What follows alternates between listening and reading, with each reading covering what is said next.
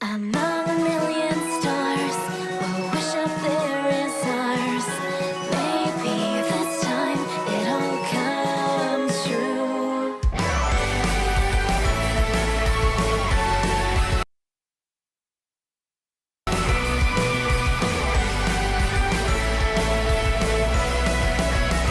I was on my own until that day you came into my world, and it changed everything.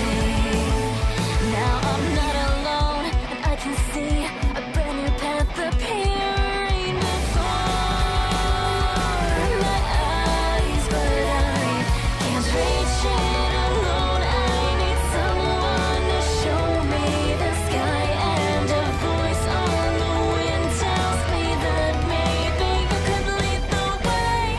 Among a million stars, I wish out there is ours. Maybe this time it all comes true. Whatever comes our way, we'll face it unafraid and take this world on together.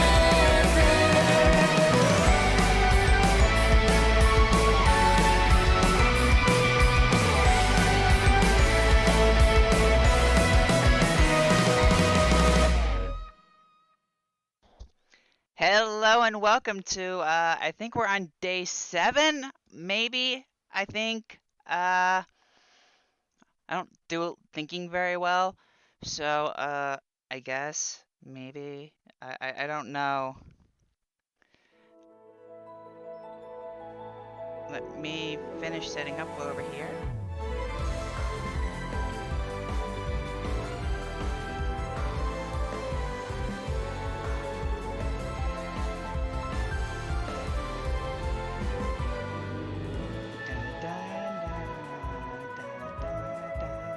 Alright.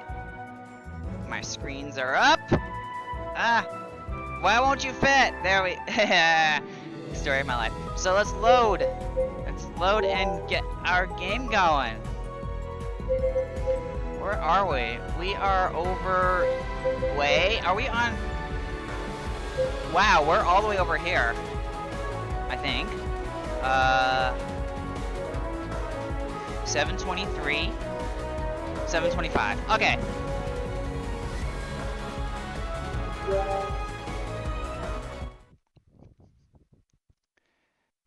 Let's... what I need to do is before I do anything, I'm gonna get this link going.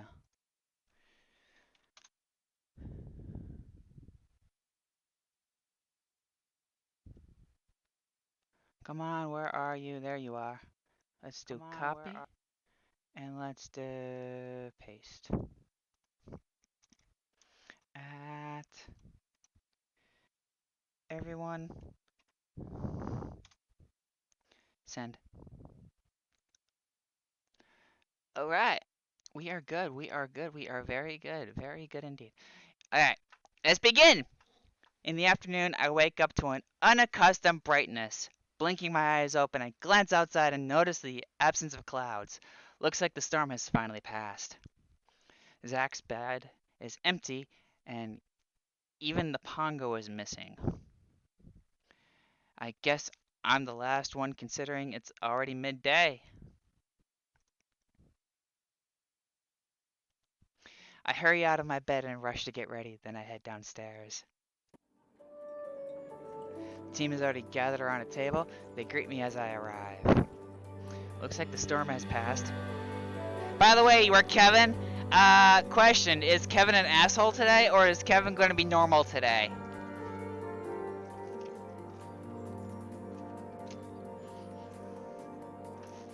And I did lose track of what day we're on. I mean, we had like 2 day 5s. We had like 2 day 5s, like 3 day 4s or something like that. Correct, which means we are able to resume our journey to Allendale. And we have the pink-haired Vulcan, Amelia, or Amy. Not exactly. We have Leanna Dawn. the girl we're trying to, yeah. We've still got some unfinished business. We have to meet up with those men to learn the secret to unimaginable power. Welcome 42 to the stream. How are we doing today?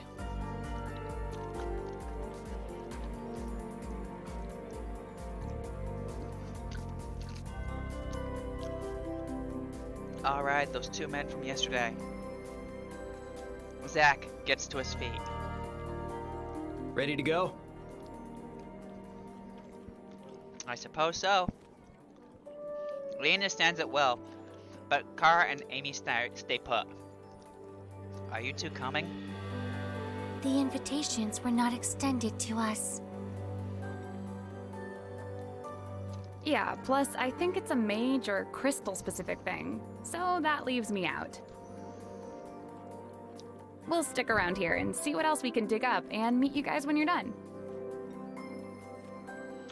Amy nods. That's probably for the best.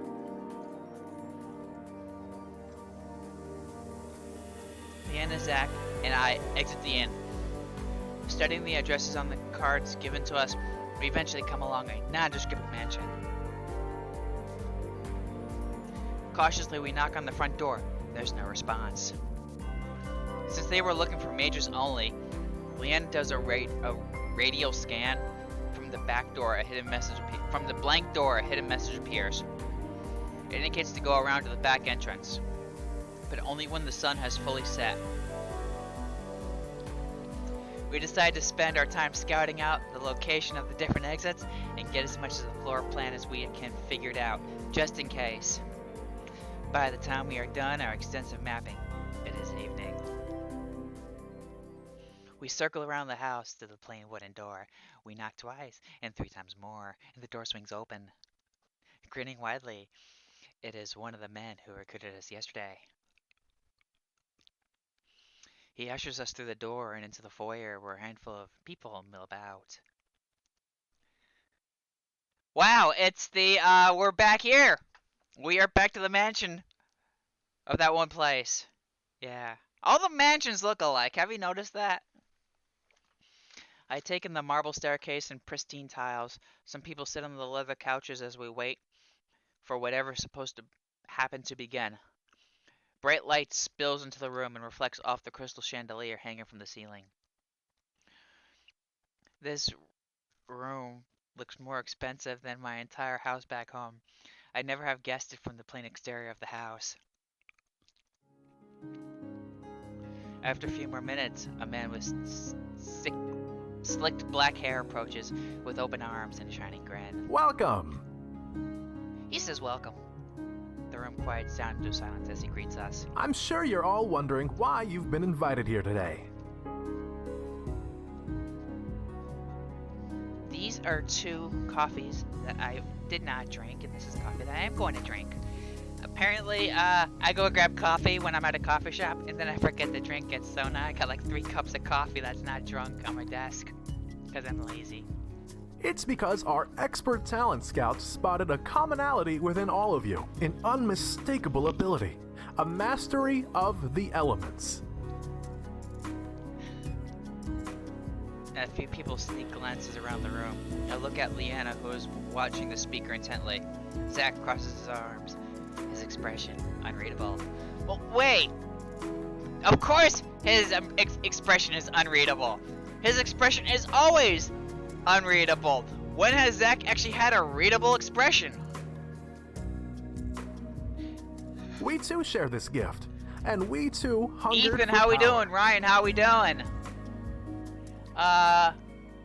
Mr. Proden, how we doing today?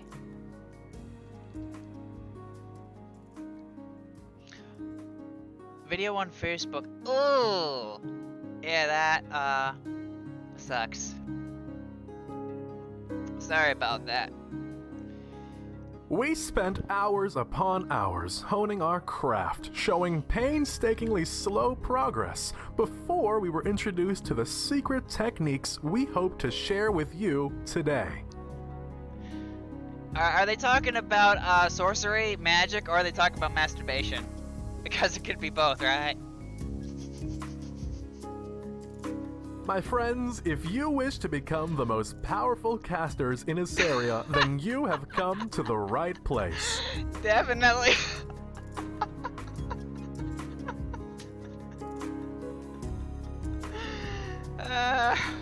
Yeah, I definitely do want to be the most powerful caster. But as they say, with great power comes great responsibility. These techniques are dangerous and are not for the faint of heart. Failure can lead to dire consequences, and in order for us to continue, I need absolute assurance that you are all ready to face those consequences. If anyone is having second thoughts, now is the moment when you can walk out of here with no hard feelings. A couple of people turn around and head back towards the door, but the majority of the group, which is still a small number, around 10 people, decide to stay. I admire all of your courage, but I'm not surprised by your decision.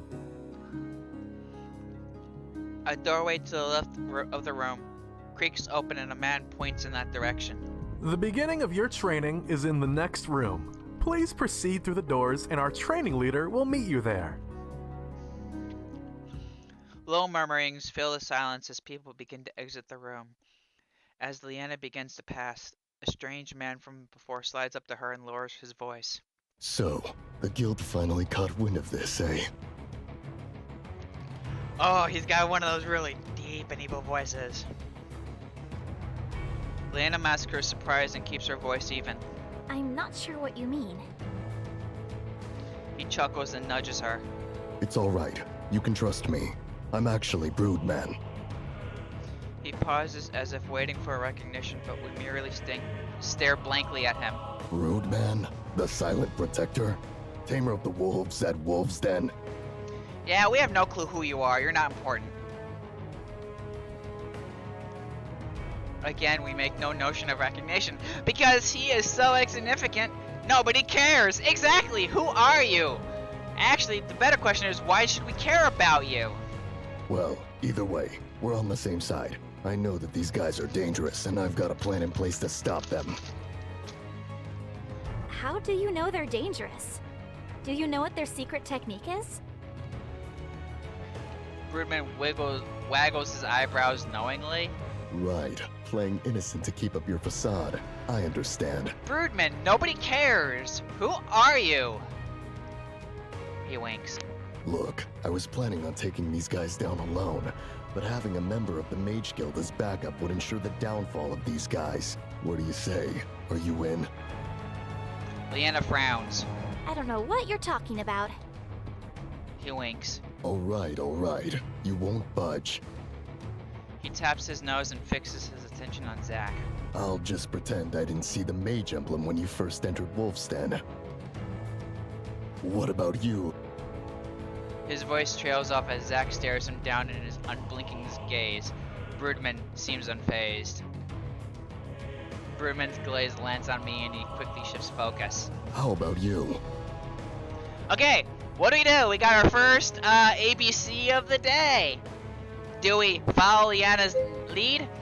Do we do I too like to deal the hand of justice? Feel the hand of justice? Wow.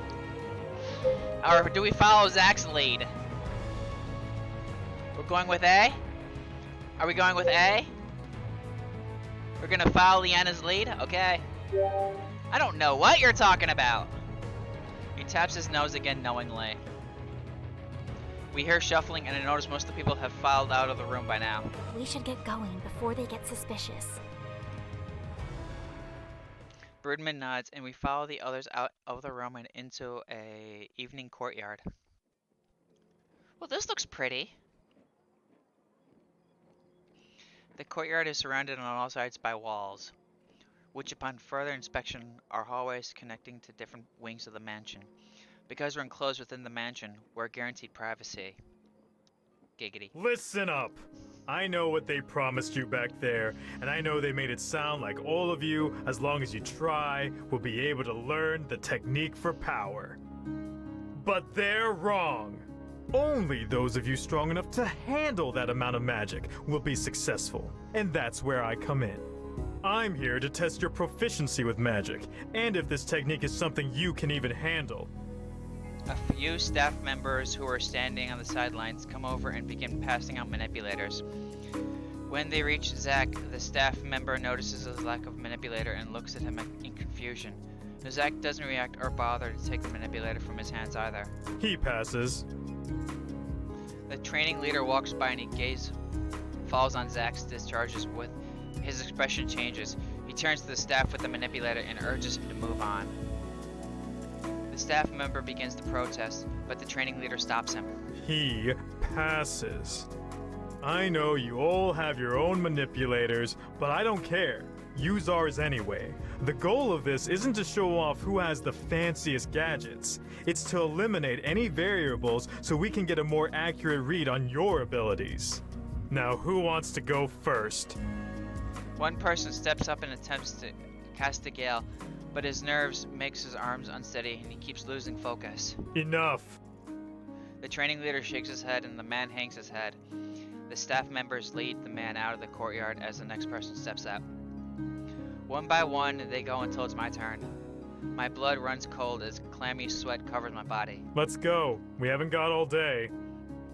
It's nighttime! Wouldn't the comment be, we haven't got all night, not all day? I mean, the hell's wrong with this line? It irks me! I close my eyes and breathe deeply. I can do this, just remember my training.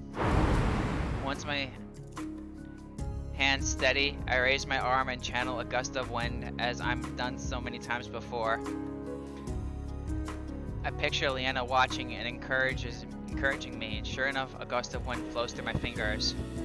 The training leader frowns, unimpressed, but the staff member who took my energy reading races over to his side. I'm pretty sure I can guess what's going on. They took a scan that said my energy levels are off the charge, and yet somehow my casting skill does not equal the energy I possess. Pass. For now. I nod. The training leader calls Leanna forward, and I take this time to switch out my manipulator back to my own. She takes a deep breath, gathers her energy, and raises her arm. Her blue eyes almost turn steel gray as the gale storm whips the trees in the courtyard. Leanna's hair flies around her, but she stands steady in the tempest, her gaze challenging the training leader.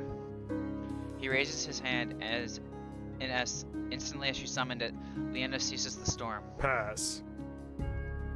A few people pick themselves up off the ground or dust themselves off. Leanna returns to the group. You blew me away?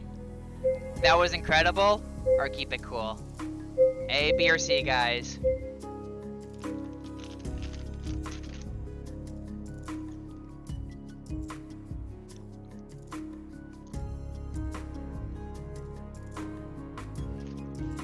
A, B, or C? I like B too. Anyone else?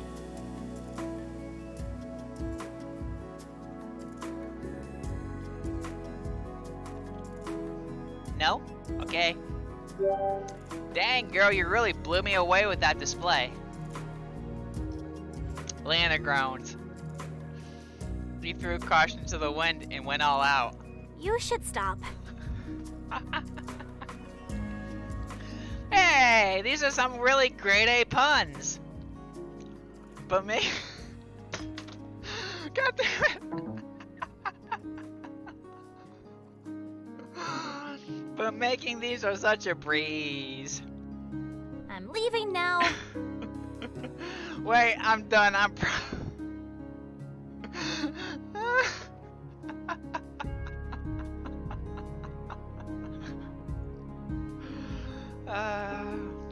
They continue to move through the test. Zach silently slinks over and joins us as Leanna surreptitiously switches back her manipulator and does a scan of her own. She frowns at the results and lowers her voice. I can barely hear her. I'm getting the same strange absence of energy reading that we got back at Stonecrest. Do you think this has something to do with Void? She nods, her expression grave. A guard approaches Leanna and she quickly puts on a smile. Ma'am, I have a message from the site commander. He wishes to meet you Oh? in his private quarters. Oh. For once, she can't hide her surprise. The guard leaves momentarily as he goes to speak with the training leader. Leanna turns to us. We need to figure a way out of this. There's no way I'm going into the commander's private quarters. You have to. What? Quiet! Leanna lowers her voice, but her tone is just as stern. Do you have any idea what an invitation to his private quarters means? Of course I do. And that's why you need to go. This is your chance to get inside and find out if this is a part of Void's operation like you suspect. She frowns. There must be another way. Probably. But not on such short notice without an all-access pass to the most secure place in the entire mansion. Leanna remains quiet as Zach's words sink in. Then she groans. You're right. This is the perfect opportunity. What about us? We'll find a way inside and catch up with Liana. When you get to his quarters, make sure you leave the door unlocked so we can get in. I will. But you two better hurry up. I do not want to be alone with him longer than I need to. The training leader looks annoyed and waves the guard away. We fall silent as he returns to collect Leanna. She throws us one last warning look before leaving. So how are we going to sneak in? We need a distraction. As Zach and I scan our surroundings, a hand falls on my shoulder. Don't worry, I've got this. Uh-oh! Uh-oh! It's Broodman! Uh-oh! What's he gonna do? Got what? He just winks at us as he enters the center of the courtyard. The training leader looks amused as Broodman enters the testing space, unprompted, but it doesn't stop him. Broodman stands perfectly still and takes an exaggerated breath, then slowly breathes it out. He raises his arm in front of him and summons a glowing fireball in his hand. And he aims it straight in front of him. It was only then I noticed he strategically placed himself so he was facing a large tree. That's smart. He'll ignite the tree accidentally as part of his proficiency testing. Broodman takes another giant deep breath, and just as he's about to let the fireball fly, he sneezes hard. The fireball misdirects and catches on his clothes. He yelps as the flames lap at his clothes, and drops to the ground and rolls. But instead of extinguishing the flames, the grass ignites what he rolls. Soon the courtyard is amuck with shrieking voices and running bodies. What am I even witnessing? Zach pulls me aside. Now's our chance. See, what Broodman would do is something Fraz would do. It's like he tries to act all serious, but then it just becomes like a giant comedian and everyone just laughs. It's like only Fraz would be able to pull that off. I nod and the two of us slip through the same door we saw Leanna go through. We enter a brightly lit corridor and try our best to blend in and stick to the few shadows in the room. We manage to escape the corridor without incident and reach another open hallway. A guard stands in the center of the room making his rounds. Zach signals for me to stay back as he sneaks up on the guard. Do we stay back or do we sneak with Zach?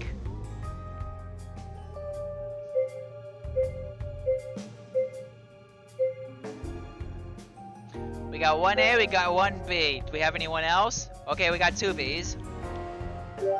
Ignoring Zach's signal, I sneak alongside. He glares at me and urges me to get back. The guard unexpectedly turns around and notices me. And just before he's about to raise the alarm, Zach knocks him back with a punch and quickly disarms him. Then the two of us drag him into a hidden alcove. He struggles as we place him in a chair. I hold him down as Zach approaches him. Where are the commander's quarters? I'll never tell. Zach grins as he cracks his knuckles. Ah, good. That's like a Vegeta kind of thing. It's like, I'll never tell. Vegeta's like, good. Another person I get to kill. Good?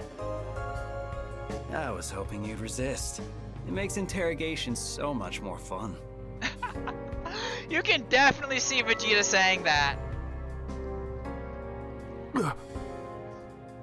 The guard resumes his struggles, but I continue to hold him down. Zack slowly approaches, and I see fear creep into the guard's eyes. Hold on a second. What the? His face! Zack's face of his smile. That is no. Ugh. That's worse than the other. That's worse than the other one. A few episodes ago, he cracks the worst smile with his teeth, showing his teeth. And that was creepy. This is even more creepy. Zack doesn't stop. He balls his hand into a fist. The guard looks at me with panic in his eyes. I'll talk. Just get that crazy guy away from me. Zack frowns but keeps walking towards him. The commander's quarters are right down this hall, and then a left at the next fork. His is the last room down that corridor. That's all we needed. Thanks. With one knockout punch, the guard falls unconsciously and the two of us hurry off. As we turn down the hall, I face Zack. I'm surprised that was so easy. Zack sighs. I know. How disappointing. I look blankly at Zack. Okay then. We sneak through the corridors and remain unspotted as we follow the guard's instructions. We recognize the commander's quarters immediately and see two heavy mahogany doors at the end of the hall are slightly ajar. When is a door not a door? When it's ajar. Nah, I know, bad joke. I know, I'm sorry. But these are mahogany doors. They were made on through the whatever. What's that? Team 4-star one? Mahogany. These were made on Melchior 7. Or something like that. Why are there no guards in front of the quarters? Isn't that suspicious? Not if the commander's got a woman in his room. Fair point. We slip into the room and are immediately greeted by frenzied whispers from Leanna. Oh, finally! You guys sure took your sweet time. Calm down. We got here as quickly as we could. Where's the commander? Leanna points to a locked door. That must be the bathroom. He went to freshen up. She shudders. Zack crosses his arms. Okay, then what are you doing just standing around here for? Get into position. What position? Zack points to the bed and Leanna pales. You can't be serious! Do you want to jeopardize this operation or what? How would posing on the bed help with this operation? Because while he's very distractedly approaching the bed, we'll be able to knock him out from behind. Quick and quiet, and not alerting any guards. Leanna sighs and lacklusterly climbs onto the bed. She lays down on her side and props her head up with her arm. Like this? Okay, shall we do, it's definitely working as intended. Let me show you how it's done. Or yeah, whatever. We should do B. For comedy. B! B, come on guys, let's do B. We gotta have him show you. We have to have the comedy, guys, come on. I shake my head. Leanna, move over. She moves off the bed and takes her place. I lay down on my back and sling one arm over my head and I raise one knee up. This is what you should be doing. She tries to hold in her laughter as I move off the bed. Zack frowns. No, that's not right at all. You have to be more inviting. Zack lounges on his stomach and bends his legs up at the knees as he rests his on one.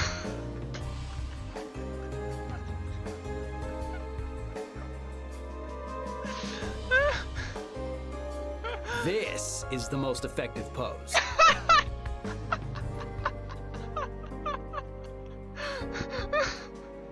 Are you kidding me? You look like you're sunbathing at the beach. That's not alluring at all. You don't know what you're talking about, woman. I think I'd know a thing or two more about flirting than you would.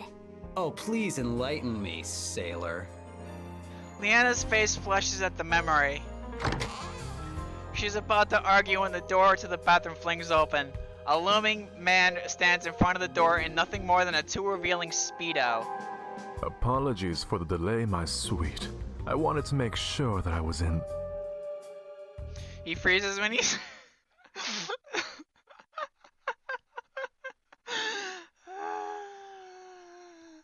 He freezes when he sees Zach on the bed, and for a moment, nobody... All right, before we begin fighting, I have a really important question. Zach mimics Leanna's original pose. Is this attractive?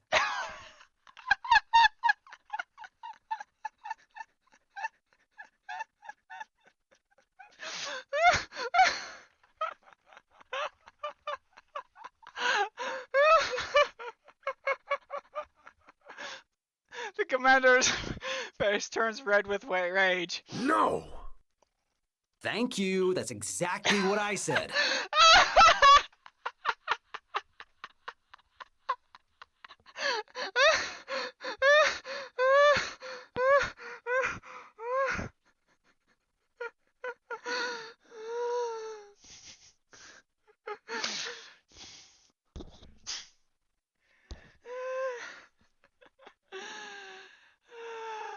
See, guys, I told you. That's why you picked B. For the comedy again. And that smile again, oh my gosh. Well, it would have been attractive if I were doing it. I'd agree to that if anyone cares in my opinion. The commander roars out in anger. Zach rolls off the bed and withdraws his dischargers. In one smooth motion as Leanna's manipulator glows, I pull up my sword in ready fighting stance. The commander glares at us. Do you really think that a bunch of amateurs can take out someone as powerful as I? You fools will regret ever crossing paths with a Shadow General. He raises his arm and readies his stance, then his face falls as he realizes he's naked. Oh, shit.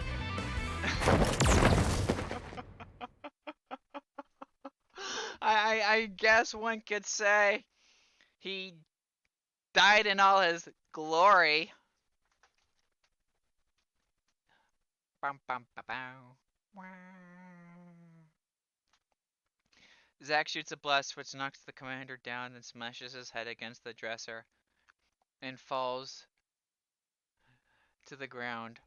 With a heavy thud, Leanna rushes to check him, her sword at the ready, but he is knocked out cold. I sheathe my blade. That was easy. They aren't so tough without their magic. Leanna has her manipulator out and performs a scan. He said he was a Shadow General. That just confirms that this has something to do with Void. She suddenly focuses on an area in the floor.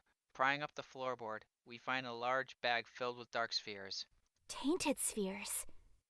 Definitely void. We can't leave the spheres here. We have to take them. We'll be too conspicuous lugging this bag around. But it would be even more dangerous to leave them here for them to use. Also, what should we do with the Shadow General? Just leave him here? Zack shrugs. Suddenly, the window crashes open. We ready ourselves for another battle, but we recognize the figure as Broodman. He dusts himself off and heads straight for the commander. Finally, we meet again. For the first time, for the last time. Broodman doesn't seem to notice we're there as he continues addressing the commander. For all these years, I have slowly unraveled everything you've worked so hard to build. I have been that splinter that you just can't pull out. And now I am here to finish what I have started. For I am Batman. For I am Broodman. You killed my brother. Prepare to die. He frowns as the commander doesn't react. And even now, you won't give me the decency of even acknowledging my presence. He moves in to kick the commander when we stop him. Hey, wait! He's unconscious! Broodman pauses. Ah, yes, of course. He was so intimidated by my speech that he passed out in fear.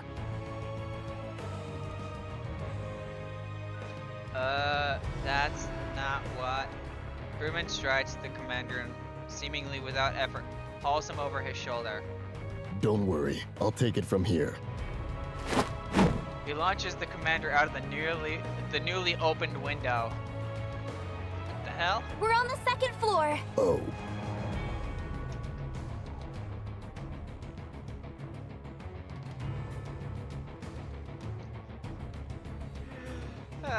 We're on the second floor.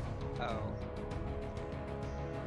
We rush to a window. A fall from the second level may not be fatal, but could still break a few bones. Luckily, the commander landed on a bush and looks unscathed. Broodman crosses his arms triumphantly. all according to plan, my friends. He climbs back through the window and lands on his feet beside the commander, then takes him away into the night. Yep, definitely Batman. We pause as we let all of that sink in. We should get out of here before we attract too much attention. Leanna nods. She carries the bag of tainted spheres as naturally as she can and pushes open the doors. There are 2 guards now stationed in front of the commander's quarters. They give us questioning looks as the 3 of us slip out, careful to close the door behind us. Where is the commander? Please don't disturb him. He's all tuckered out from our certain activities. I gotta remember that line.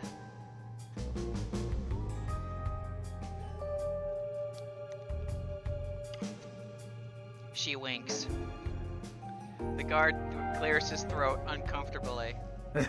Right, I understand.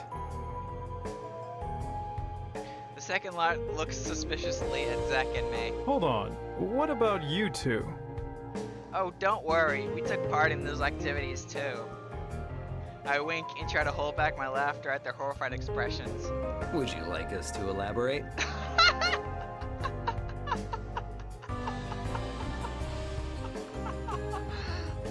Nope, not necessary. You may go.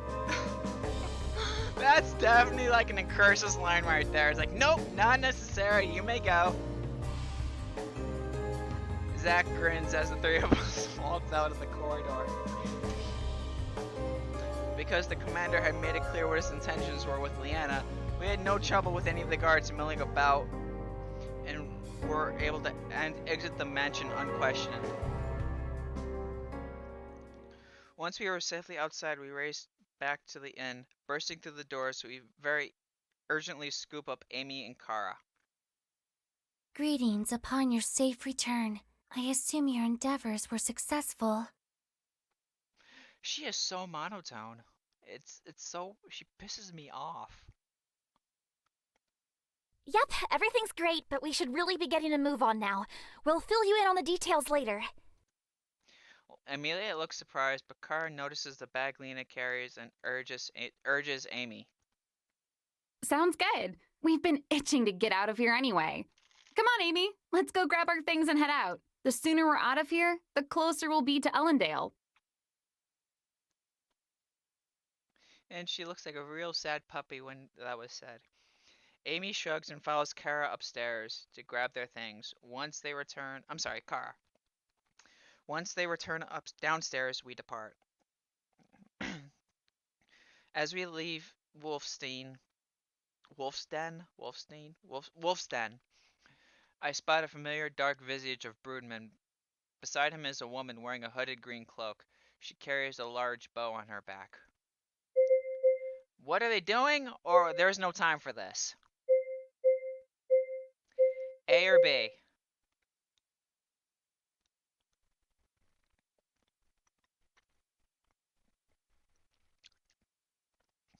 A it is. I step away from the group and step closer to Broodman, making sure to stay hidden from their view. A woman has braided long white hair and fine lines trace her tan skin. Broodman nods. The deed has been done.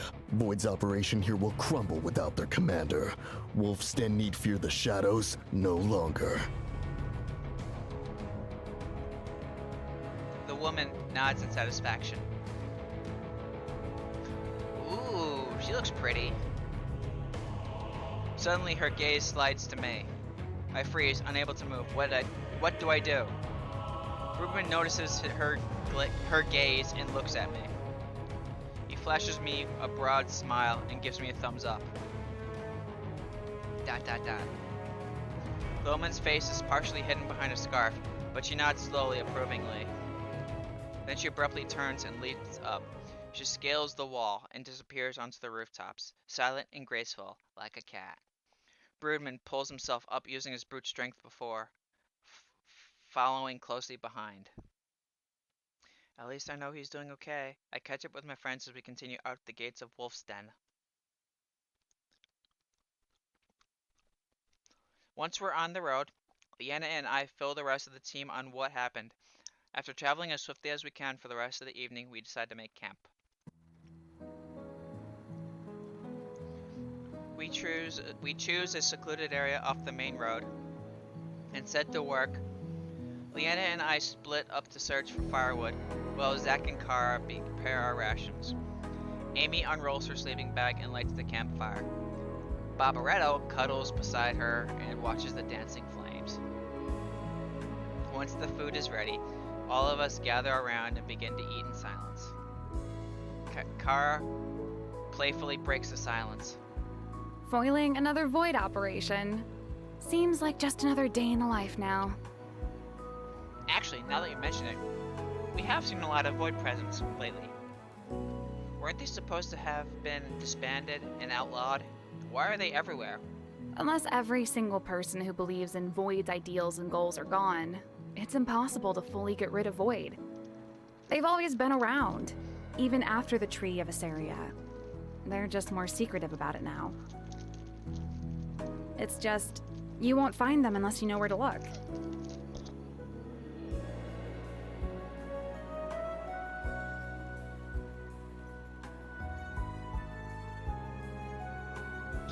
I have you open now. Will not be outsmarted by the plastic wrappings of this Reese's Peanut Butter Cup bag. Amelia thinks. If what you say about Void and its operations are true, then the most logical course of action would be to alert the Mage Guild or Academy of their whereabouts.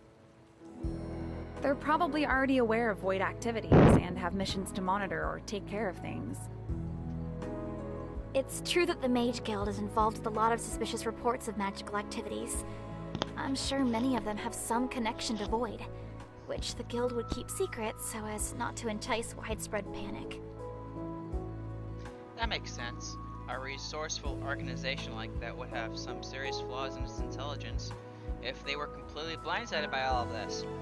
Hence why it's called military intelligence, ladies and gentlemen, because we are too dumb to do anything right. Military intelligence. There are weapons of mass destruction in Iraq. Going to Iraq.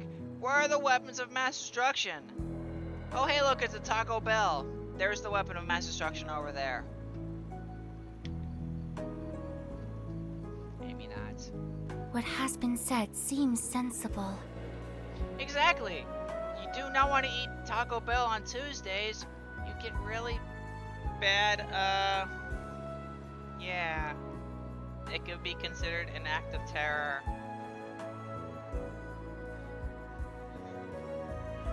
Zach points to the bag of spheres. What are we gonna do with those? Someone will probably come looking for them. Leanna moves towards the bag. We'll turn them into the Mage Guild of the next city, and let them know what happened. She tries to secure the bag when a blue little head pops up. Poi! Hey, it's Barbaretto! Pongo, what are you doing in there? She reaches straight into the bag and pulls him out, much to the Pongo's dismay. Poi! Poi! He struggles against her grip, but she grabs him firmly. If a Pongo absorbs a tainted sphere, will the Pongo become tainted too? Amy shakes her head. No, the way a sphere becomes tainted is by becoming supersaturated with energy. thus becoming unstable. So basically, a tainted sphere is by like an overcharged lithium battery. They just become unstable. I guess, maybe. A Pongo's absorption of energy is to turn sad energy into fuel. He is unaffected by the type of energy absorbed. Kara looks intrigued. She scoots closer to Barbaretto and tickles him. He giggles. Huh. I never knew that. If that's the case, why aren't Pongos used against Void? Send them into Void establishments to absorb the tainted spheres. Absorbing spheres doesn't happen overnight. And when a Pongo is full, he'll stop absorbing energy. Just like how we can't eat anymore after we finished a meal. Perhaps in a span of a couple months, a Pongo could remove all energy within a tainted sphere. Welcome back, Ethan. You missed quite a few things. I think maybe. Exactly. The process is just too slow to be effective during a battle.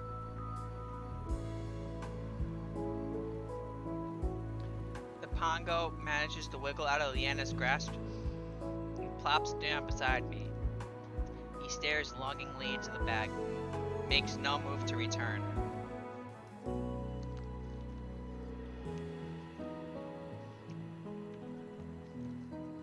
We finish up eating and begin to clean up.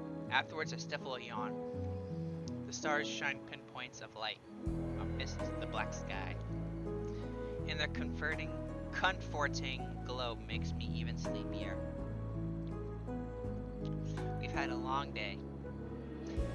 As the rest of the group also gets ready for bed, I crawl into my bedroll and close my eyes.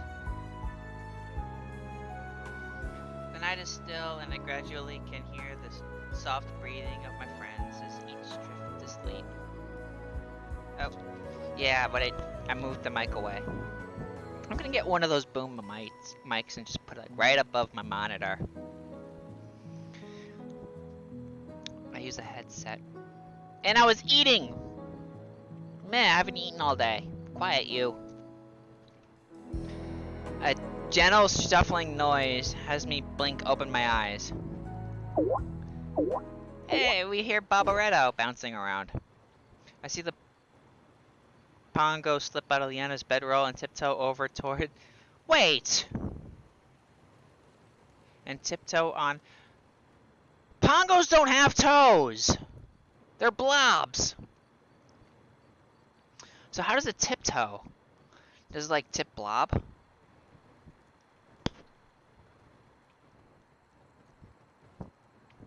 Oh, and over towards the bag of spheres, glancing back every so often at her sleeping form to make sure she doesn't hear. When he gets close, he shuffles the last few inches into the bag and scrambles inside. The last thing I hear is a purring of poise as I drift to sleep.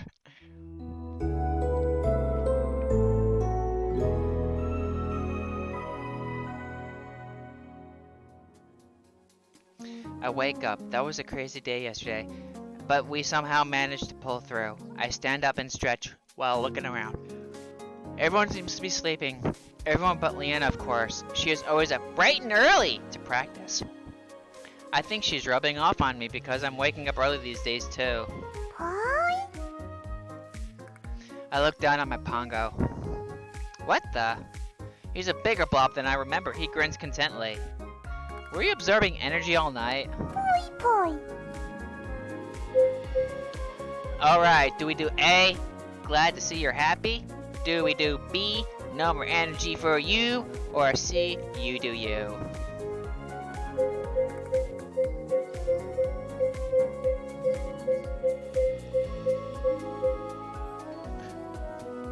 Okay, we got one B, we got one C, we got two B's.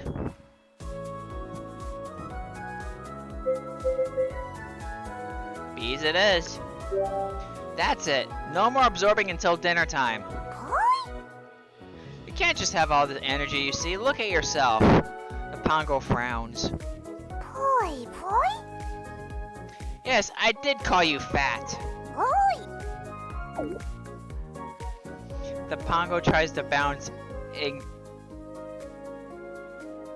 indignantly, but struggles with his extra bulk. He looks hopelessly down at himself. I stretch again. Ever since I got into the routine with Leanna, I look forward towards our morning spars. Between the magic training and sword training, maybe I could eventually become a mage knight. It doesn't take me long to find Leanna back in her usual outfit. She sits cross-legged with her eyes closed as if meditation. Her crystal glows in her manipulator, but otherwise she doesn't move. As I move closer, she breaks from her trance and gives me a warm smile. Good morning. Hey. Just practicing energy channeling? She nods. I was just waiting for a certain someone to wake up so we could spar. I like the purple outfit too. Okay, I'm sorry for keeping you waiting, my lady. What if I don't want to spar? Or it's time to duel!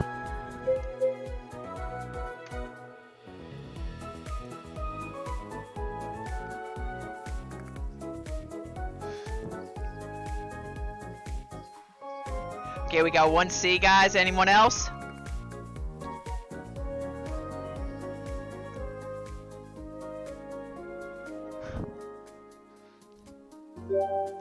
You revealed my trap card. Huh? Exotica, obliterate! Leanna crosses her arms and frowns. Are you feeling okay? Yeah, sorry, I had to get that out of my system. I ready my blade. Leanna looks a bit distrustful, but does the same. We'll start with a standard spar. The goal is to knock your opponent to the ground. Ready? My grip tightens around my blade. I nod. Let's go! We dash towards each other and our swords meet in a metallic clang.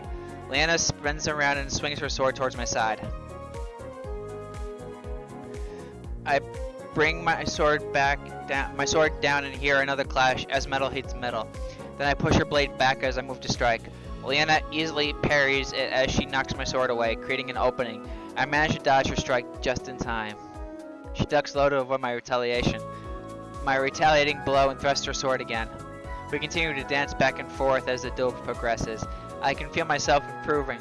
I'm not having as much trouble defending against Leanna's attacks, and I'm able to get a few jabs off of my own too. Beads of sweat cover Leanna's forehead in a light sheen. It doesn't look like she's using her wind magic to buff her. Leanna matches my intensity, something she does every match. Just as I feel confident and I have the upper hand, she increases her skill level, and I have to scramble to keep up again. Regardless of my improvement, I still haven't been able to beat her in a single match, and those statistics do hurt my pride a little. Maybe if I can distract her and catch her by surprise, I'll have a better chance of winning a match. I've been playing Leanna's rules this whole time. Maybe it's time to take a play from Zach's book. Do whatever you need to win. Oh, do we do A? It's okay. I don't mind being a loser. Or B, initiate Operation Distraction Tactics.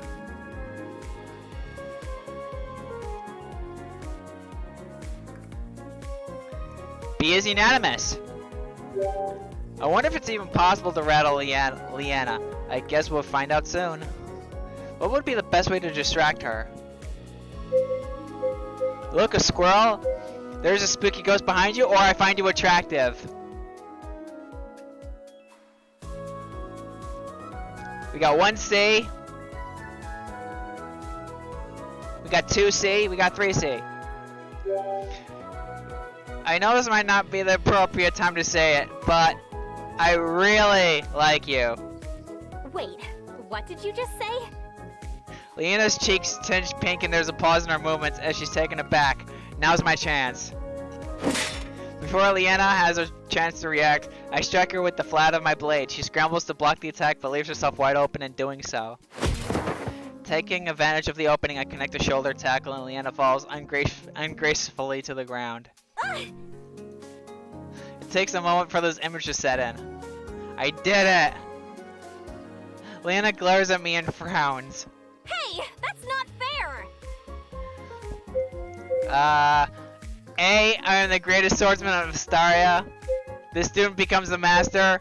Don't be such a sore loser.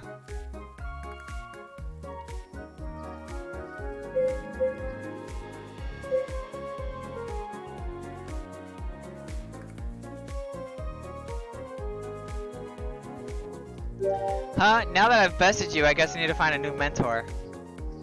Leanna's eyebrows twitches. What you need to go find is the meaning of honor. Don't be so salty. Leanna's manipulator flickers to life. Two can play at that game.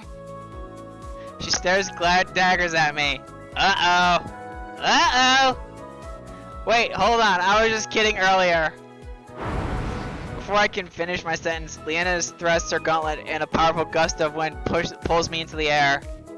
Whoa! I wave my arms helplessly as I try to return my feet to the ground. Then my momentum ceases, and I hover for a split seconds before I come crashing down to the ground. I gasp for breath as I stare up at the sky. As my vision clears, I see Leanna looking down at me with a triumphant smirk on her lips and her hands on her hips. Alright, I might have deserved that. Might? Let's go with definitely. Leanna laughs and extends a hand. I can't let her win on such a smug note. I grab her hand and yank her down with me. She yelps in surprise as she loses her footing and falls to the ground.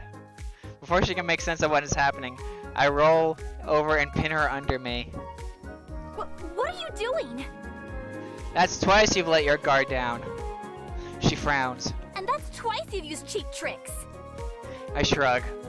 Well, how else do you expect me to beat an unbeatable mage knight? Huh? I've seen the way you fight in a real battle. You'd mop the floor with me in an instant if we sparred for real. And you used even half of your capabilities. That's not true. In our last couple of spars, I've been pushing myself to match your intensity. You're just saying that. Leanna shakes her head. In the beginning that would have been true, but your growth as a swordsman has been tremendous. How much you've learned and improved in such a short time. I've never seen anything like it. Leanna looks up at me with a genuine smile and pride in her eyes. Despite myself, I feel my cheeks getting hot. Let's be honest, the credit could go to the person who works tirelessly to train me every day. I smile at her and she smiles back. This time, it's her turn to blush, and as our eyes lock, I feel a warmth course through me. I'm reminded again just how amazing she really is. It still impresses me how much time Leanna spends to help me in whatever way she can, and I'm eternally grateful. She searches my eyes with her own, and then her cheeks turn redder. I suppose you did technically knock me down first, which would make you the victor in this spar. I take any win I get at this point. She laughs. I'm acutely aware of the body beneath me, but neither of us seems eager to move apart. There's a moment of hesitancy to her voice as she speaks softly. Well, you finally got me. Aww. What are you gonna do next? Again, her eyes search my own like a gentle breeze, urging me into their direction. The sunlit glints off her armor, and I feel the kiss of her skin shifts beneath me. What do you want me to do? She lowers her eyes and parts her lips as we're about to speak, but no words come out. My gaze falls to her full lips, and I couldn't stop myself from imagining how soft they would feel. Slowly I began to bridge the gap between us, when I hear a noise beside us. Where did you God two damn disappear it! to? God! No! God damn it! Why? Why? Why? Why? Just why? We were so close! So fucking close! But no! I whip my head around to see his stunned Zack. He looks at me, pinning Leanna to the ground, and shakes his head as he slowly turns away. Forget I asked. It's not... It's not what it looks like! As fast as lightning, I jump off Leanna. My face feels like it's on fire. Leanna scrambles to her feet. Her face just as red as mine. We were just sparring. What an interesting way to spar. Leanna's blush somehow deepens. You have it all wrong. Right.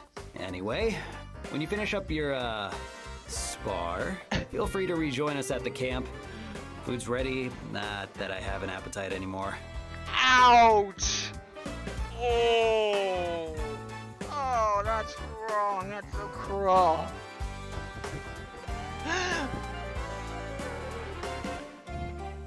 Zach heads back to camp without giving us a chance to retort.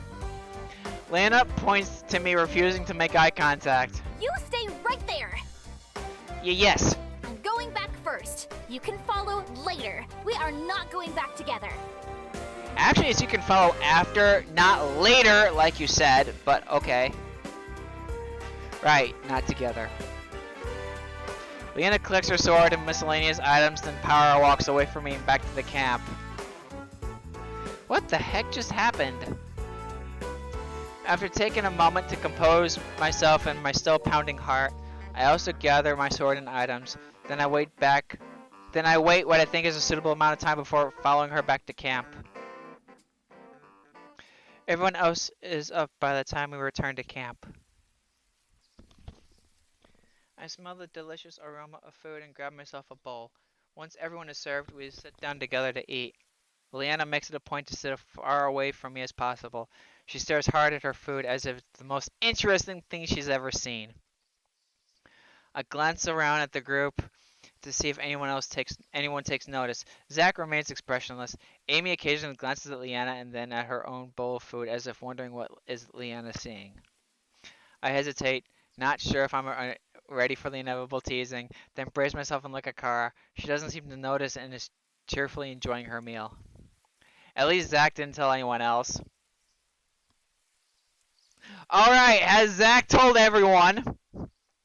So everyone's quiet, waiting for it, or do you think Zach didn't tell anyone?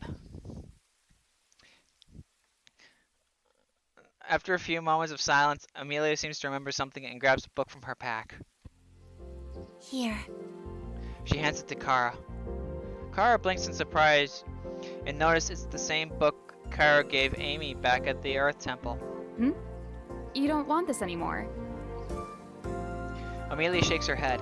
I have read through the literature and it does not contain any information which could be of use.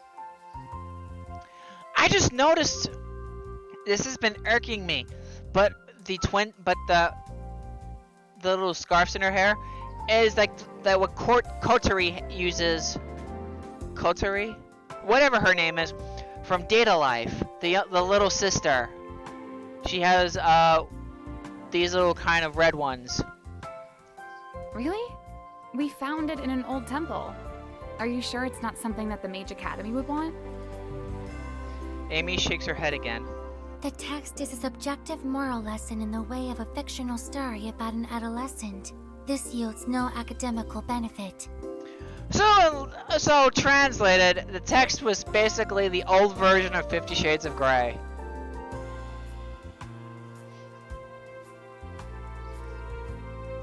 Kara thinks, then shrugs. Okay, if you're sure you don't want it, then I can sell it. It's still an ancient relic after all. Do as you please with it. Alright, thanks, Amy.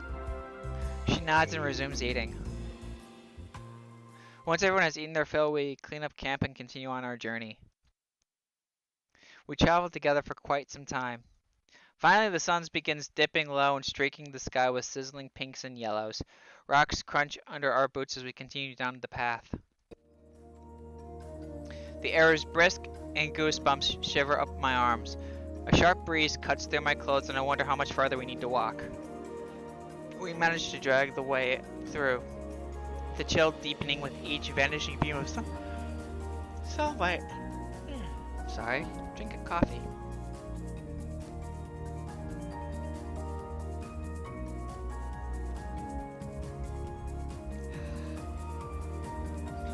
Kara leads the way in a few steps ahead of us. Zach's expression is hard to read, but I notice him pull his coat a little tighter around him.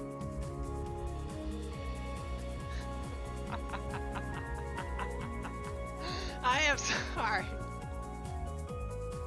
I am sorry, guys. Really sorry that my yawns are contagious. But everyone wants to be like me, so of course, whatever your goddess does, you guys want to do too, right?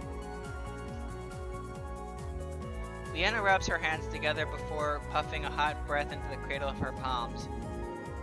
Why? The Ponko nuzzles my neck against my neck and disappears into my scarf.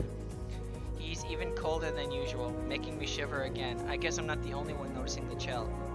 Aw, poor little guy. It's pretty cold out, isn't it? Yeah, it is.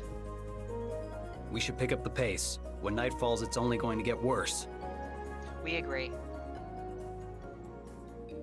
My teeth rattle from the cold, and I tuck my freezing hands under my arms. The bitter breeze sways through Leanna's hair, makes her shiver. She coils tighter into herself. Amelia's cloak balloons out from behind her, and she lifts her hood over her head. Should we ask why she's not using fire magic to keep warm? Or should we just keep moving? A or B?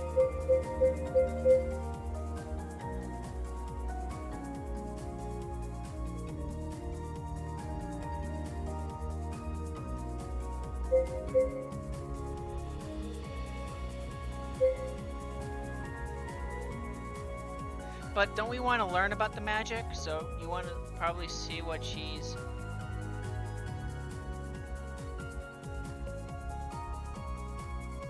Yeah, it's true. Less chatter means we get there faster. We continue on. The wind ruffles my hair and passes right through me. I mean, it was cold. Even Zach folds into himself and stuffs his hands deep into his pockets.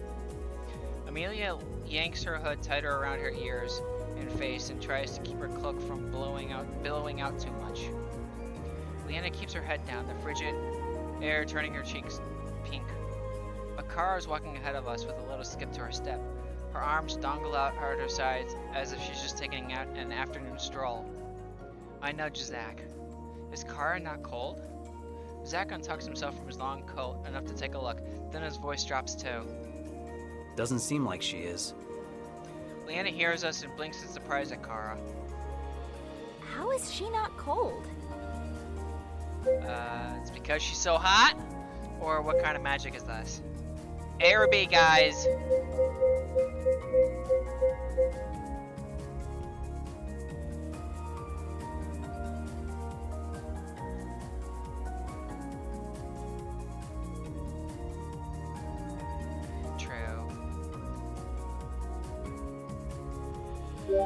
There's only one explanation. She obviously knows magic. Zach and Leanna just stare at me. Never mind. Oh, I'm sorry. Were you guys talking about me? My mouth drops. How does she always hear us? Leanna and Zach look alarmed too. Amelia just blinks at the commotion. Aren't you freezing? Kara looks at her blankly. I don't think so.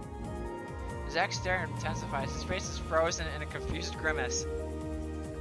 Seriously? How's that even possible when you're barely wearing... Kara tilts her head and raises an eyebrow. She smiles and the rest of Zach's sentence trails off.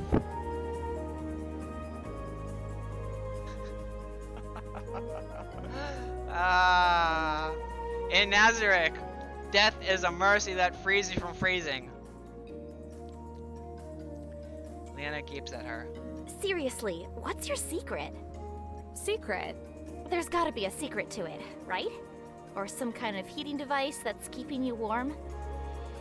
Amy steps over and checks her manipulator. She does not seem to be using any magical assistance to keep warm. Kara laughs. Are you guys a little chilly or something? Leanna's trembling becomes more noticeable as she huddles between me and Amelia. Kara glances at each of our trembling forms and for a moment she seems confused. Oh, wow. You guys do look cold. Because it is! She watches Leanna. Amy and I step close together for warmth, and her expression changes, like a light bulb went off in her head. She turns to Zach, and her mouth spreads into a slow smirk. The way she's looking reminds me of a fox eyeing a rabbit. Actually, you're right. I'm freezing. Ooh. Shh. She She wraps her arms around herself and feigns a violent shudder before cozying up to Zach. I'm terribly, terribly cold. He shuffles away from her. What are you doing? Kara pouts.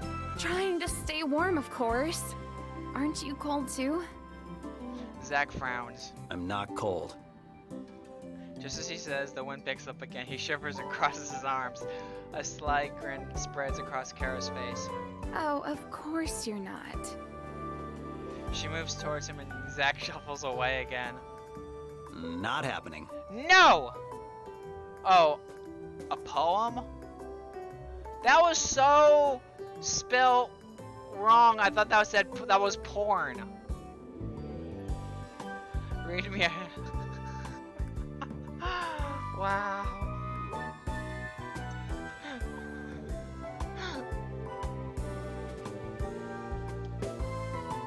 Kara frowns.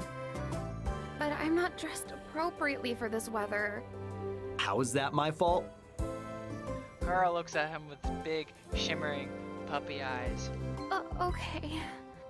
She looks defeated and sniffles. I guess I'll try to manage somehow. Oh, now she's playing the damsel in distress. She hugs herself with another theatrical shiver and exaggerates a few more sniffles for added effect. Zach shifts from side to side, clearly uncomfortable. He crosses his arms and lets out a deep, deep sigh. Fine. He goes to take off his coat, but Kara stops him. Wait, I don't want you to be cold too. Well, there's no other option. That same devilish smirk slides across her face. Sure there is. She lifts up Zach's jacket and slips inside, pressing herself against him. Hey! What? We have to keep warm, right? This jacket is big enough for the both of us. Zach looks like he's about to argue, but says nothing. Kara smiles and snuggles into him. Zach's cheeks tinge pink and looks away from her. Kara notices his blush and smirks again. Don't think I'm enjoying this. I'm only doing this because it'll be troublesome if you get sick. Of course you are. That's so sweet. Thank you. My eyes drift over to Leanna. She glances at me and blushes before looking away. Maybe that means she wants to get close too? Do you do a snuggle buddy? Do you give the fair maiden your scarf or carry on?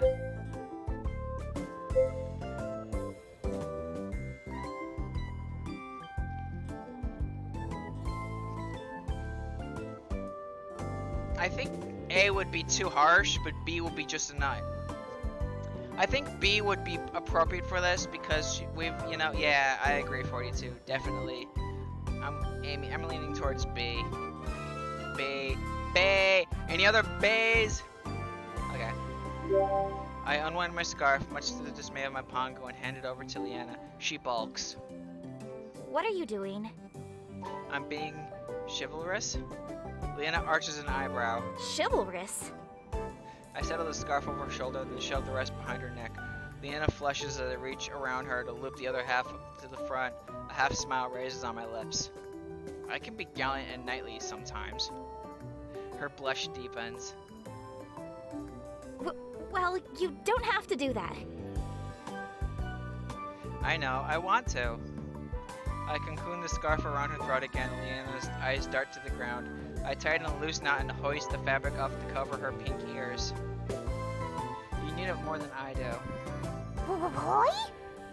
The Pongo shoots me an indignant look, then hops off my shoulder and onto Leanna's scarf. He finds his way up to her neck and burrows back beneath the scarf and then lets out a contented sigh. Boy. Sorry, I should have mentioned the scarf is a 2-for-1 deal. Leanna laughs. It seems that way. She pauses and smiles softly. Thank you. No problem. We are nearing Ellendale. The journey should not be much longer. How do you know? Are you like a freaking GPS? It's like, for every step, you are now 4,232 steps away from Ellendale. You are now 2,441 steps away from Ellendale. What the hell? Oh, that's what this thing is! This thing! That's her little antenna! That's her antenna! Her GPS tracking antenna. Oh, really? What a shame. Zach gives her a look. I mean, oh boy. Yeah, it's so cold. Good thing we're almost there. Zach and Car quicken their pace and we follow them for the rest of the journey. We travel a few days. It seems to get colder and colder the more we travel, but we saw. She said we were close. She said we're close.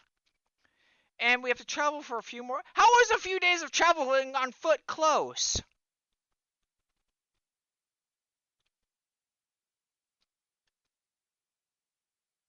How?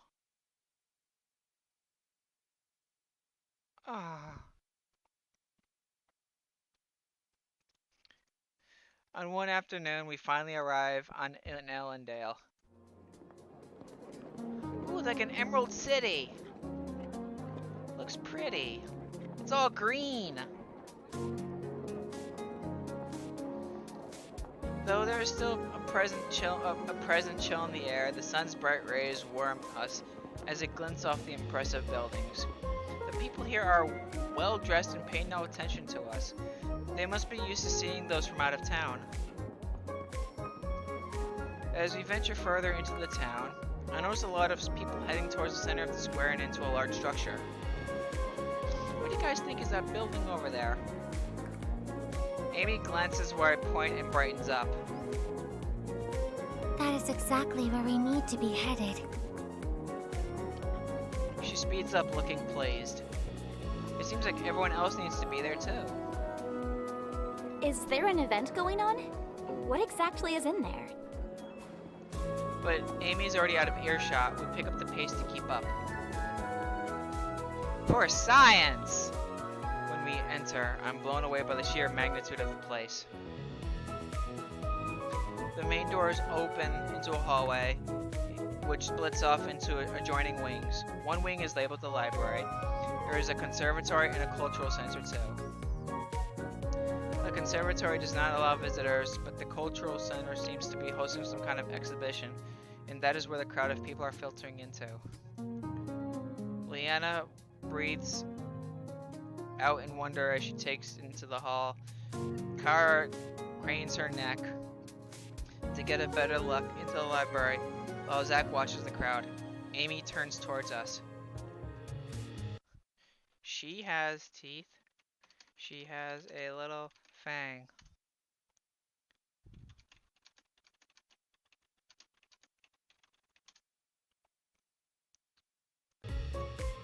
The library in Ellendale is renowned for its collection of rare tomes. It is the largest library in Havengard.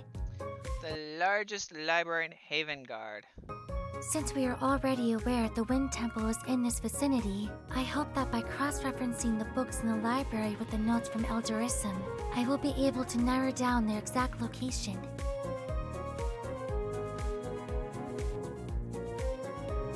Leanna nods. Good idea. Do you need any help? Amy shakes her head. I am confident that I will discover the information we need sooner rather than later. Her confident expression is so like, I know I can do this. I'm gonna do this. Now, where's my cookie?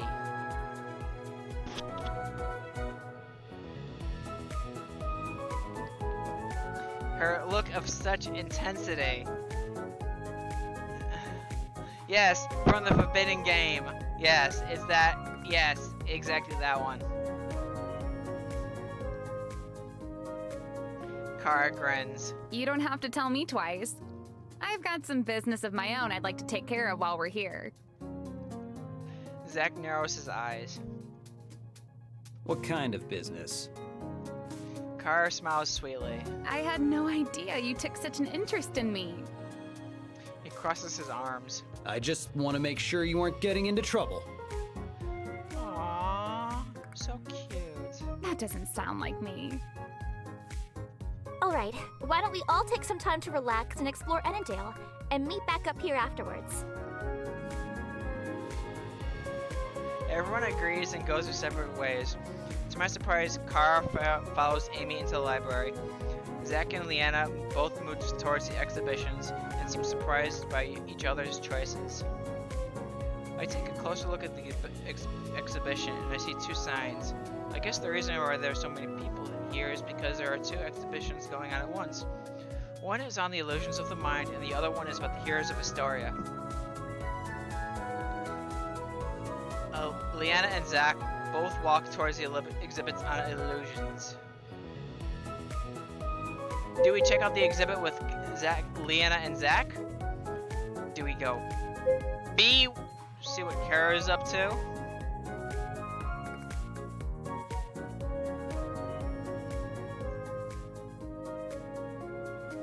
We gonna do Kara?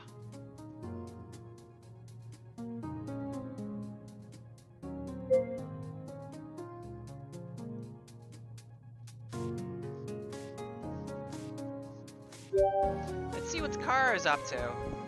Kara said she's gonna take care of some business in the library. I wonder what she's up to. I head into the library and find her among the shelves. Hey, Kara. She smiles. Hey there. Checking out the selection? You could say that. I'm wondering if I have something that might interest them. She pulls out the faded tome she found in the Earth Temple. If this library is as extensive as Amy says, maybe they're looking to expand their collection. Couldn't hurt to ask. I browse the books along the shelves. It looks like they've got other old books here too. She pulls out a book and inspects its cover, then grins as she puts it back. They've got Aria's texts. Who are they? The ancient civilization here. They're the people who would have built the Wind Temple. If they've got Aria's tomes, then they're sure to be interested in what I've got. Kara confidently approaches the librarian. Perhaps you could assist me. The librarian glances down his nose at Kara and sniffs disdainfully. Perhaps. Ignoring his haughtiness, Kara pulls out a book and places it in front of him. Would you be interested in a Gaian text? He leans closer to inspect it. Where did you acquire this? From one of the ruins. Unlike most of texts found, this one is very atypical. It's actually a children's book. Surprise slips through his demeanor. A children's book? Kara carefully flips through the pages to show off the illustrations. Yes, and you can tell it's Gaian based on the calligraphy.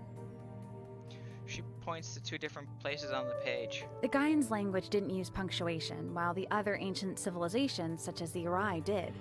And the parchment itself is out of an animal hide, which is typical of Gaian culture. Kara continues to spout more and more facts. The more she talks, the more impressed the librarian seems. By the end of the speech, his frown is replaced with an interested grin. He further inspects the book and nods in satisfaction. Fascinating. And you're hoping to donate it to our library? Well, donate for a small fee. Ah, of course. He lists a number which Kara pleasantly counters. They go back and forth for a while before the librarian finally nods. The two of them disappear for a few minutes before Kara returns with a small pouch. She grins as she safely tucks away her pouch. How'd it go? Not bad. I was hoping I could get a little more, but I still ended up with more than the initial offer. That's a win in my book. I can't help but be a little impressed. It must have shown on my face as Kara looks at me questioningly. What is it? I'm impressed you know so much history. I thought you'd use your body to convince him, or that was some good haggling. A, B, or C?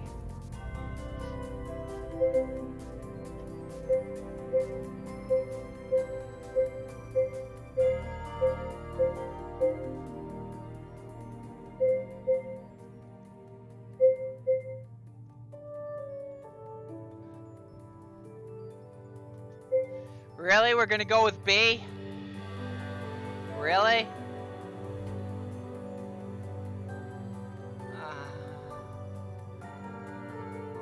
Fine. That was the first time I saw you use your words to convince someone of a deal instead of other means. Kara laughs. You have to know your audience. Obviously, my other means wouldn't have worked based on that initial look he gave me. You, on the other hand, can be very easily distracted. Yes, and you have two reasons why I can be very distracted. Kara bounces slightly, and my eyes are glued to the jiggle of her chest. ... Huh? What? Kara laughs again. Why don't we go check out the shops? Sure, it'd be nice to see more of the city. Kara and I leave the building and wander the cobbled streets until we come upon the marketplace. We browse a few of the storefronts. Kara mostly ignores the clothing shops and seems more interested in the stores selling trinkets or antiques. While Kara peers through the windows of shops, I overhear a father and son talking in front of a sweet shop. The boy claps happily as his father hands him candy. His dad grins equally as wide. I'm proud of you, son. Remember to keep up your studies.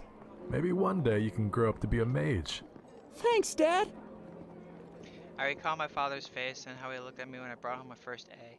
He looked just as proud and happy as my mom, as that man with his son. He took me out to ice cream as a reward and told me to keep my grades up. What he is doing now, does he even know that I'm missing? A hand waves in front of my face. Hello? Are you still there? Kara looks concerned. Huh? Sorry, what's going on? You okay there? Should we do A and be honest, or B and pretend it's nothing? If we do A, we get sympathy points. If we do B, nothing happens.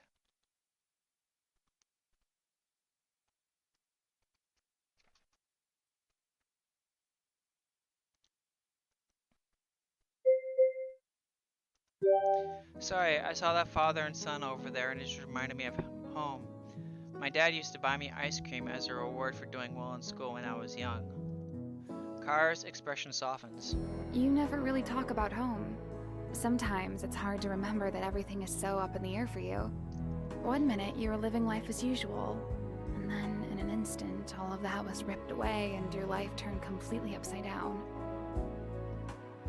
Kara's voice increases as she talks. She seems to know exactly how I feel. Should we do B? Sounds like she speaks from experience and try to, we do A and ignore it? Do we do B and try to empathize? Or C, I'm dealing with it? We got 1B, 2B, sympathy points. It sounds like you've dealt with something similar. Kara looks surprised and laughs bitterly. Nothing quite as extreme as being transported to another world.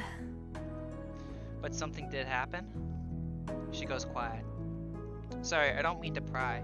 It's unexpected since you're always so confident. I got the impression you like traveling alone and it's hard to imagine you'd be unable to handle yourself. Kara smiles softly. I wasn't always like that. When I was young, I lived with my father in a big town. I went to school and gossiped with my friends and played with dolls just like every other little girl. I can't imagine you playing with dolls. She laughs. I love them. It's a bit embarrassing how many I had.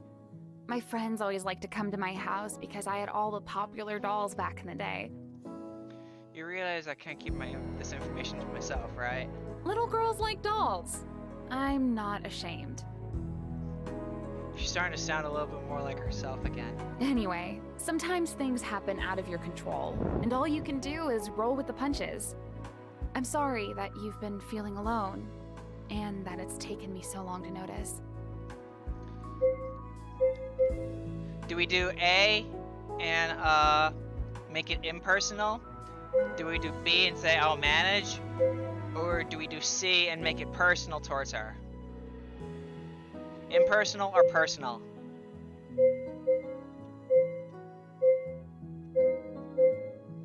We're gonna make it impersonal. I don't feel so alone after talking to you. Kara grins mischievously. What, she could be the side girl? I mean... She can be like the side girl. No side girl? But what's wrong with having a side girl? She's our plan B. You mean the parent? She's a plan B parenthood?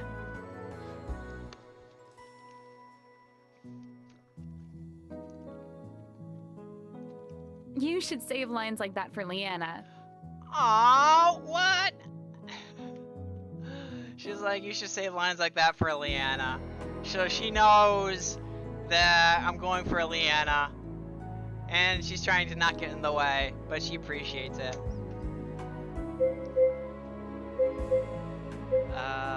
A, that's not what I meant. B, we aren't exclusive. Or C, is that how Leanna feels? Do we go with, we're not together? Or do we pry into getting questions?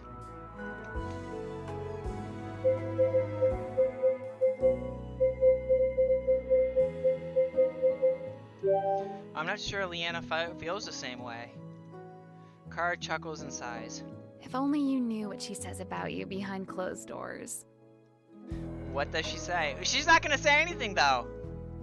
Kara just smiles and sighs again. Tell me. She winks. You should ask her yourself.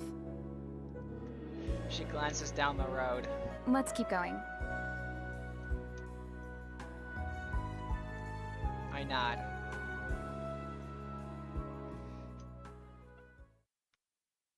Exactly. So it's like a wasted opportunity. It's like, yeah, we know she's not gonna say anything, so but this is what you guys wanted, so we walk around for a little while longer to explore the city.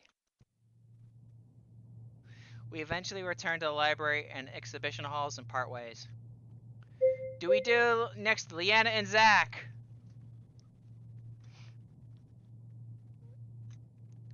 Leanna and Zach. A. We got 2 A's. We got 2 A's. What else do we got? What else do we got, guys?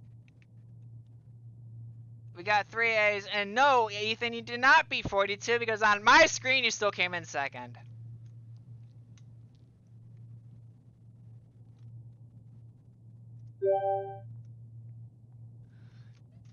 Illusions of the mind sound like it can be interesting. Some of them are really clever. Ethan, sometimes that happens when you post at the exact same time, so it can flip them. I've seen that happen before. 42 has also seen that happen before.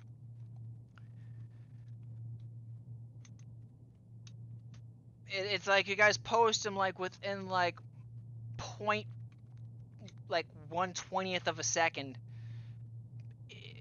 You know, by the time YouTube's funny that way. I don't get it either. I enter the exhibit and catch up with Leanna and Zach. Hey guys! Zach nods. Hey! I didn't know you liked illusions of the mind. Oh, I love illusions of the mind.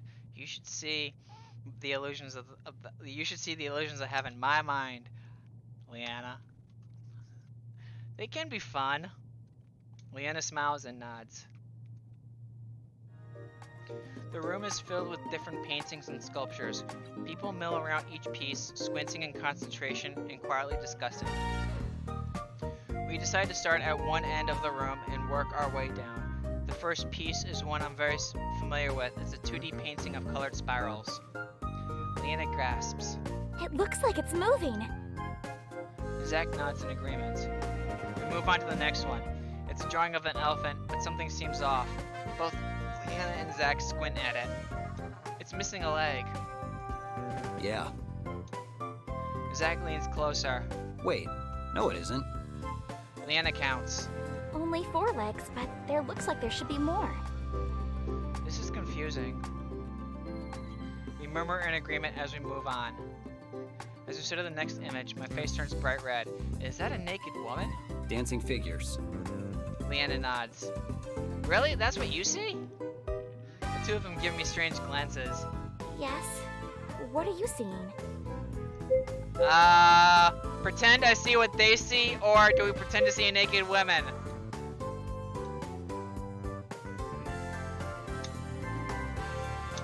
We got 2 A's and a B, the A's have 1. Also dancing figures, that too is what I see. They shoot me one last confused glance before shrugging it off and moving on. We pass through a few more images, and both Zach and Leanna are in on agreement with what they see in each one. They spotted an old man. They spotted the old man in the old man or woman image. They spotted the swan in the rabbit or swan image. Every time they'd agree, they'd grin at each other, and sometimes they'd share a glance as if they were in a secret no one else knew. It's a bit uncanny how in sync they are. Well, in sync they are with each other right now. I've never seen them get along so well before, or Zach smile so much at once. As we pause at the next illusion, a man ponders the image thoughtfully. He wears a black robe with gold stripes and a mess of blonde hair to the top of his head. His blue eyes squint intently at the image as he ponders the illusion. All of these images hold so much meaning. They're the epitome of understanding that not everything is as it seems. If you change your perspective, you're told a completely different story. I see these images and I wonder what it is the artist is trying to share. Which story is theirs? The one that I see first, or the one I understand after further study? This piece has been especially interesting. Yeah, they're looking at those optical illusion things. He turns to us. Tell me, what do you see in this picture? Leanna and Zach share a knowing look and grin. It's obvious. Yep, They answer simultaneously. faces. Vases. The two of them freeze, their eyes wide in shock. You meant to say faces, right? It's this. I think what they're trying to do is that, you know, that the white faces with the black vase, and the two faces are facing the vase. No, they're clearly vases. No, they're faces. Unless faces look like vases to you, you're very wrong. It's vases, you fucktard! Leanna shakes her head. How could you have been so right about all the others and so wrong about this one? Actually, in that last illusion, I didn't see a swan. I saw a rabbit! Ah! Leanna gasps. I trusted you. I thought that was the only time. But I see now that you've been wrong this whole time. You're the one who's wrong. No, there's no need to... Leanna and Zach glare at him. Not now! Leanna suddenly rests her gaze on me. What do you see?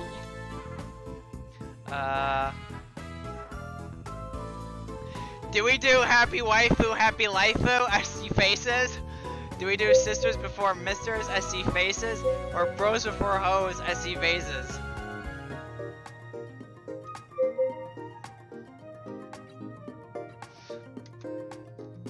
We got 1 A. We got 2 A's. Anyone else? We got 2. I see faces too. Leanna grins smugly. Ha! Zach shakes his head. You two are perfect for each other. You have equally bad taste. Leanna and I react at the same time. Perfect for each other? Bad taste? She looks at me. I mean, bad taste. Wait, what did you say? I saw faces. Her smug grin. Wait, I gotta redo that.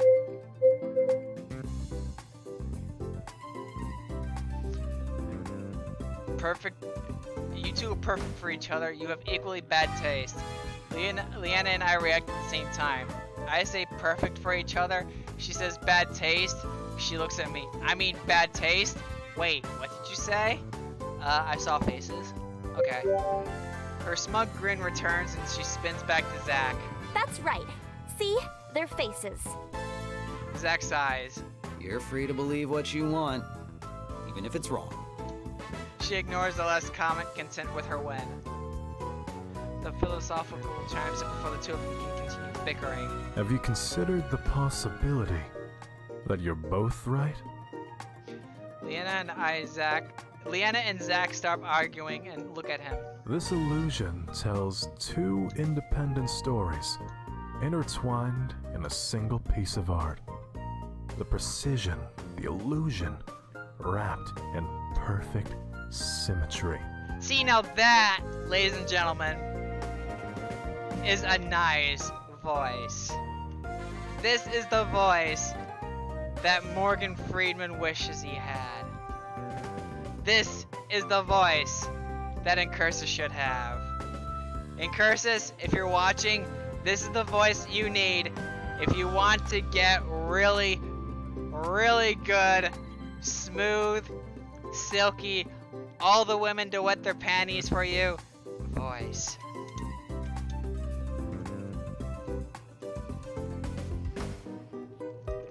And Fraz, you're just hopeless.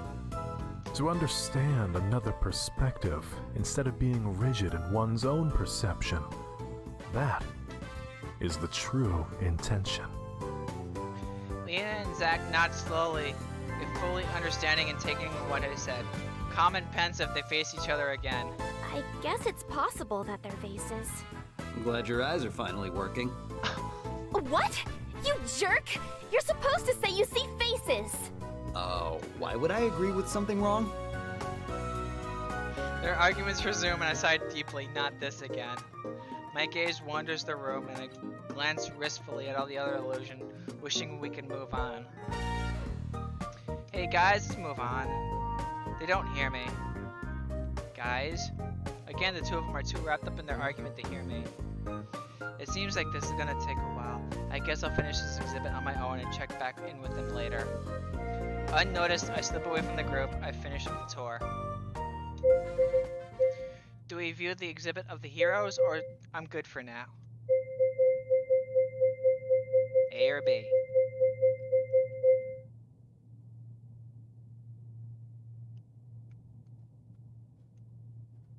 I think we should do I'm good for now because... Okay, we could do A. A. I decide to attend the exhibition to learn more about the history of Astaria. I follow the signs directing me to the Heroes of Astaria exhibit, and I see a broad wall within a large portrait of 5 people. Below the portrait is the sign, Heroes of Astaria. There are a few historical items on display, safely preserved behind cubes of glass. I see a rusty sword which was found at the site of the first battle. On the wall there was some information about the War of Astaria. I begin reading. The War of Astaria began with these... The War of Astaria began with the establishment of Void. Originally, shadow magic practitioners lived in harmony throughout the 3 kingdoms. A small faction became discontent with the status quo and abused the uses of shadow magic. As the faction grew, they became known as Void. They quickly turned into a dominant force and spread chaos throughout the kingdoms. The 3 kingdoms, Havengard, Vanaya, and Crysalline had been in a constant state of land wars with each other, pushing their borders and boundaries, and did not initially notice the rise of Void through the disarray. Void was free to ravage towns and cities within all 3 kingdoms, and the destruction was immense. It wasn't until the heroes of Astaria emerged that the tide of war changed. Although originally divided, the 3 kingdoms realized they had to work together to stop Void, and they collectively supported the efforts of the heroes. With their help, Void was ultimately defeated. The kingdoms recognized that their wars helped carve their way for organizations like Void's to grow, and they called the ceasefire. Together, they established their borders and found peace. All 3 kingdoms agreed that shadow magic was too dangerous of an element and banned its use. Thus, the Treaty of Astaria was signed. Huh? I heard tidbits about the War of Astaria, but this helps me understand the severity of Void's reappearance. They must have really wreaked havoc among the 3 kingdoms.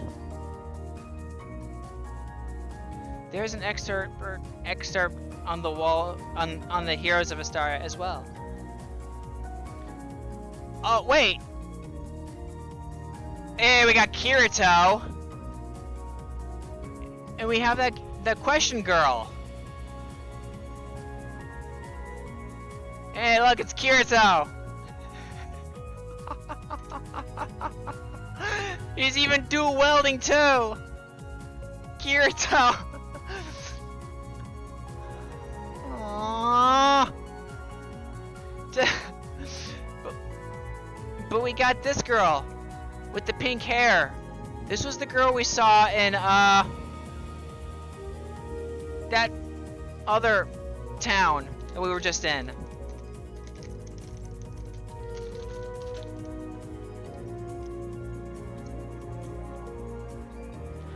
But why is Kirito here?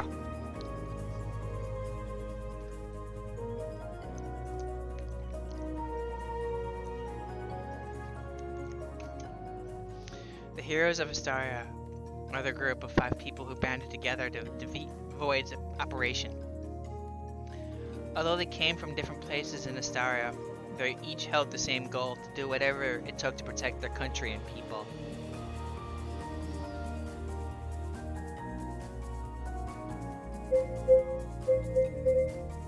Isabelle Celine.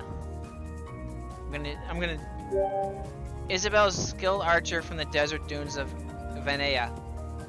Living in the harsh climate of the desert forced her to grow up quickly. She had a natural proficiency with the bow, and it wasn't long before she became deadly accurate with her shots. Paired with her casting ability, she is a dangerous opponent and a great asset to the team. She uses the environment to her advantage to target her enemies without being seen. Isabelle began tracking Void's operation at the start of the war, and it was one of the main reasons the heroes were able to quickly find Void encampments. After the war, Isabelle disappeared.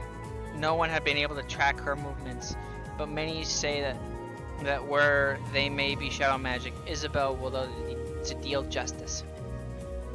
Wait a minute, tracking Void carries a bow? Could that be the woman Broodman talked to back in Wolf's Den have been Isabelle? My eyes widen. I briefly met one of the heroes of Astaria. That's awesome! And I think we've met enough. Think it's enough? I think it's enough. Enough? Enough? Maybe? We good? Okay, yeah. That's pretty interesting. I can see why the heroes are so respected. I continue browsing the exhibit until I've seen all there is to see. I'm ready to call it a day. To the inn! Oh, we should go and check on Amy first. Well, why do we have to care about Amy? She's just the lolly of the group. The sun is beginning to dip in the sky. I better go check on Amy and see if she's made any progress. After entering the library, I spot Amelia in a secluded table surrounded by a mountain of books. She doesn't hear me approach. Hey, Amy? Hello. She doesn't look up from her textbook. Did you make any progress? Finally, she looks up at me. Yes, I did. She gestures to the books around her. All of these texts include data on the 100 floating isles. I have spent the afternoon gathering and analyzing all of that information. She likes analyzing things, like pongos. Wait, did you say floating isles? Amy blinks. Yes. As in, they're hovering in the air? Yes. You don't seem surprised by this. Of course not. The islands float due to the magical dispersion in this area. This is a natural phenomena which has been around since the time of the ancients.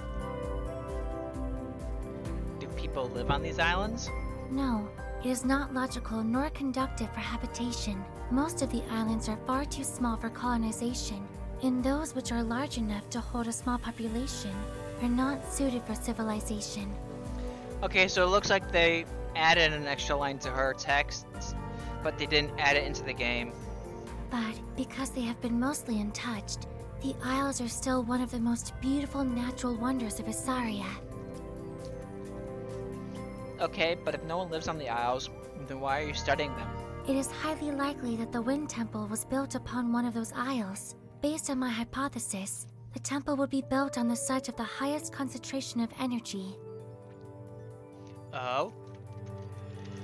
Amy nods and begins to explain her scribed notes. The rest of the group slowly trickles in. Zack and Leanna arrive first.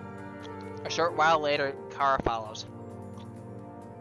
If my calculations are correct, the temple should be located in this region. She opens one of the books to a map and points to a cluster of islands. That's great, but we still have a problem. The islands are floating. How are you supposed to get up there? Wind magic would solve that predicament. Everyone focuses on Leanna. That's true. While I can use wind magic to jump from isle to isle, it's impossible for me to manipulate enough energy to be able to float everyone. I could float myself and perhaps assist one other person. Obviously, that second person would be him. Zack gestures to me. Makes sense. I'm the only person who can absorb the energy. What about the rest of us? Don't worry, Kara. I'll bring you back some souvenirs from the temple. Kara laughs. I appreciate that, but we should still be close by.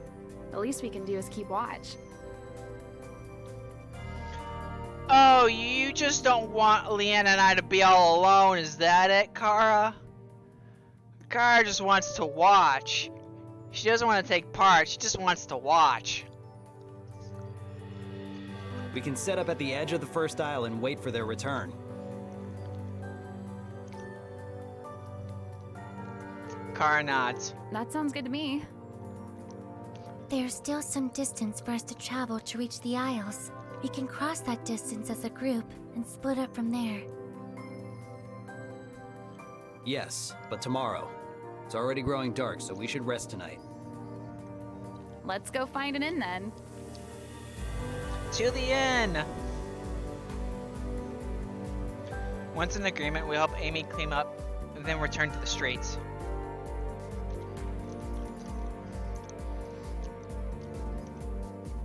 Now that the sun has set, the cold seeps through my clothes and chills my skin.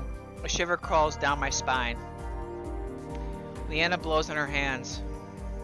The change in temperature is really apparent without the sun. Amy glances at Leanna. If you are cold, perhaps we should inquire whether the Flushed Mermaid has any rooms.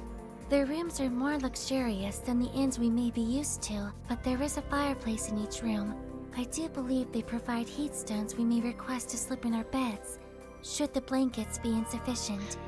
Wait, Myro? Is that you, Myro? Myro? The hell you doing?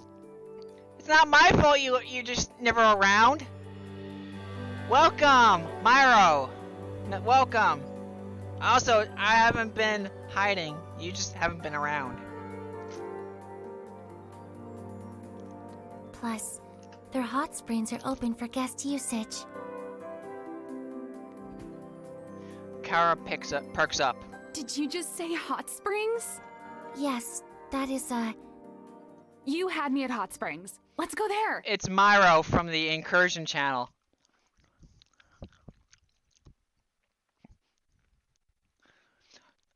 She begins to push Amy in a random direction. This is the incorrect way. The inn is towards the west. Oops. To the west.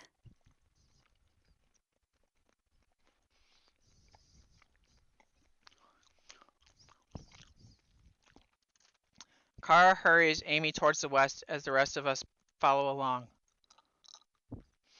The group checks into the Flushed Mermaid. The first things we do is make reservations for the hot springs. Fortunately, their availabilities for the men's and women's hot springs are at the same time. Wait!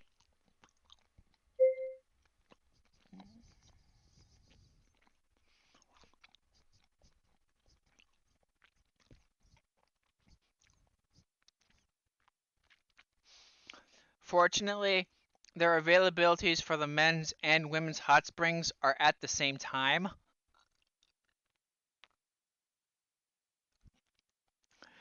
Uh,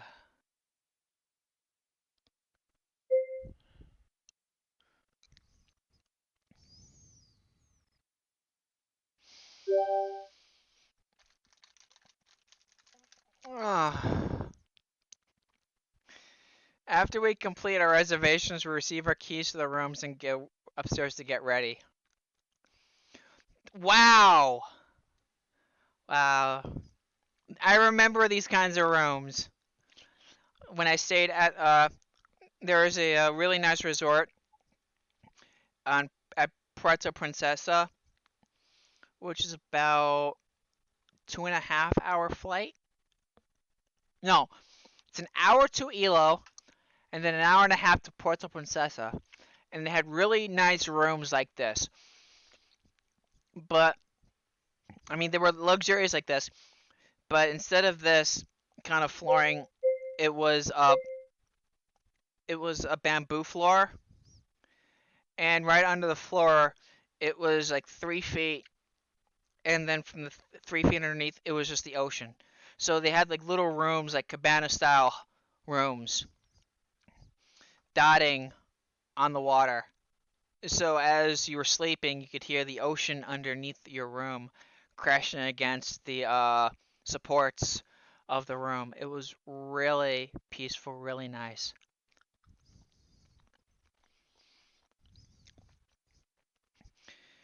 Amy was right when she said the Flesh Mermaid had nice rooms.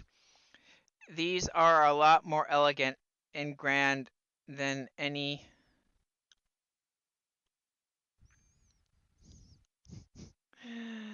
others we've stayed in.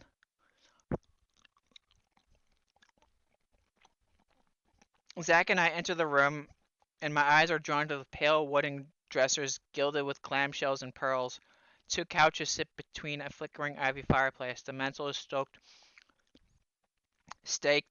streaked with silver waves with a mermaid carved at the center. Manning, why don't we always stay at rooms like this? They're expensive.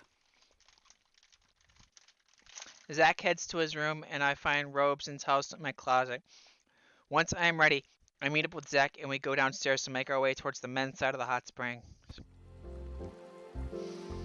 I step down into the pool, shivering at the first touch of heat. Zach settles across from me, enveloped in a vapor cloud. I sink even lower to the water covering my chest.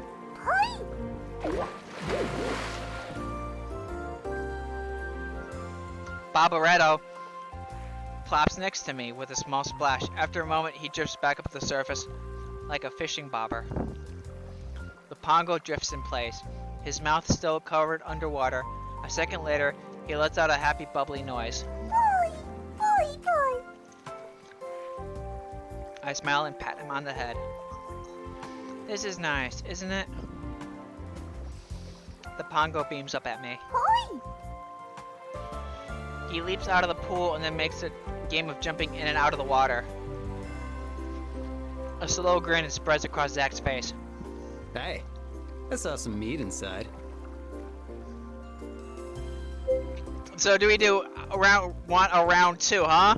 Or I'm done drinking? A or B, guys? We got 1A. What else we got?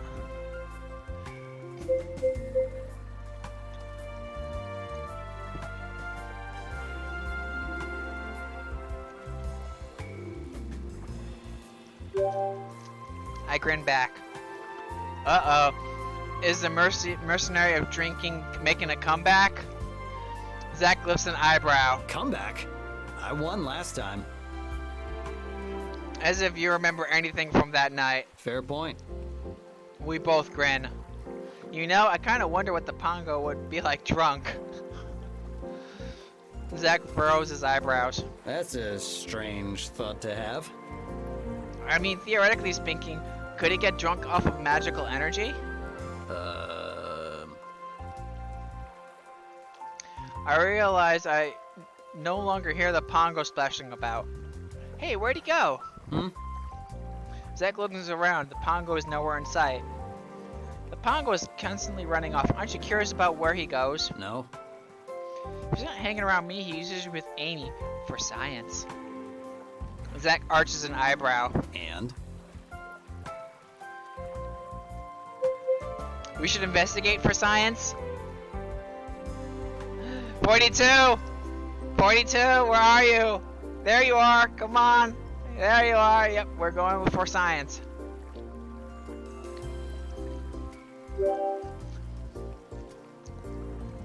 Dude, he totally went over to the girl's side. I don't think so. We should double check to make sure. Nah. Okay, whatever, I'll just chill here. B, it must be done even without you. Or C, don't you want to see Kara in a towel?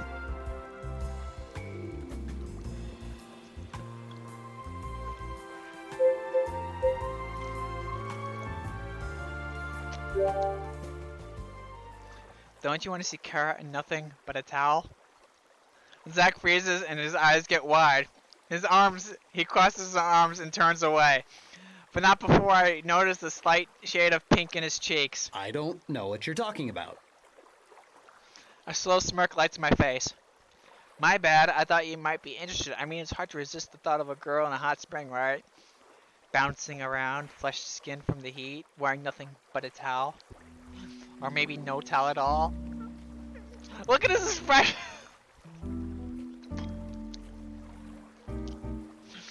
Look at his expression! It's like shock! Zach quickly clears his throat. Well, we'd be doing it for Pongo. Right?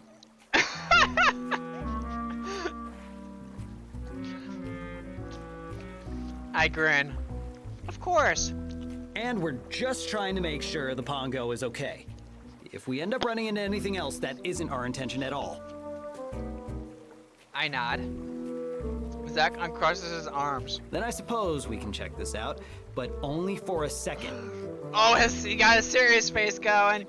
He's got a serious face. Ah. Yes, sir. We both make our way across the hot springs and we eventually come across a massive wooden wall. Mist puffs up from behind it. A few crystal lamps are lined overhead, but it's so dark that their golden glow can't quite penetrate it. We hear a loud splash, followed by a bunch of girls squealing. We can't seem to make out any words. My heart rate starts to pick up. We have to make it over. I make a move for a wall, but Zach grabs my shoulder. No, this way. Huh? Why? There's a darker spot over there. Less risk of being seen if a guard comes this way. And you would know this how? My eyes follow to the shadowy spot he's pointing out. I blink in surprise. I hadn't even noticed it before. It's a good thing I have a mercenary on my side for noble causes like this. Zach inspects the wall as if analyzing the best way ever. Boost me up. I cup my palms together and give him a push. He jumps with one smooth motion and manages to grab the wall. I get the feeling this isn't his first time scaling a wall. From the top he extends a head down that I just managed to reach by jumping, and he pulls me up. When I'm just about to scale the wall, we hear footsteps and see the shadow of a guard approaching. Get in, quick! We dive over the other side of the wall. My heart starts racing again. Did we actually make it? We both slip into the hot spring and swim over slowly as to not make any noise or splash. Soon we hear familiar voices. Leanna, that feels so good. My heart leaps in my throat. I try to peek a closer look. Zach pulls me back and points to one of the larger rock formations. His face is bright red as we swim over, but I can't tell if it's from the heat or what we just heard. Leanna giggles. Do you like that? Yes, so much. We settle behind the rocks and peek over to be greeted with a perfect view. It's almost as if the person who designed the hot springs knew exactly what these rocks would be used for and gave his or her blessing. Thank you, Hot Springs Architect. You're the real hero here. The first thing I see is a Pongo splashing about. That sneaky Pongo. I knew he dished us for the girls. All right, now it's my turn to wash your back. Turn around. Okay. I like the sound of this. My eyes follow the voices and... Kara! My heart stumbles to a halt. Yep!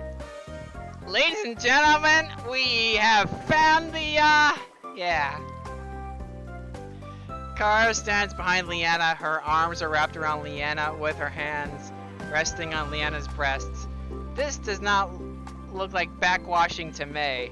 Oh, Kara looks surprised before a feline grin slides across her face. I was definitely not expecting that sort of reaction from a mage knight. huh? What? Leanna glances down. It takes her a second to register what's happening, and her pink goes from a sunset pink to a murderous scarlet. Kara! Kara laughs. Leanna squirms a little. How could you do that? Kara giggles and nuzzles her face between Leanna's neck and shoulder. Are you really surprised?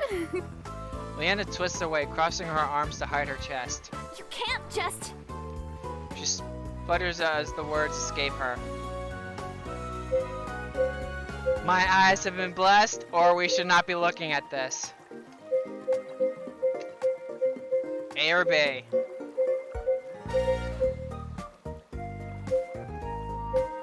For science?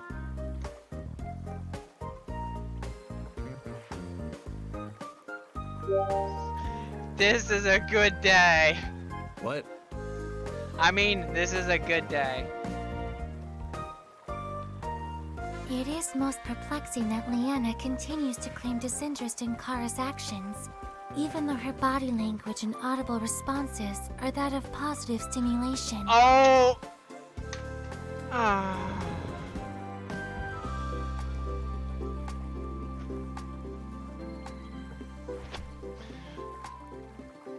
Amelia! Leanna's face turns an even brighter shade of crimson. That's not true! Wait, what? Continues to deny Kara's offenses? How many times have we missed out? Boy?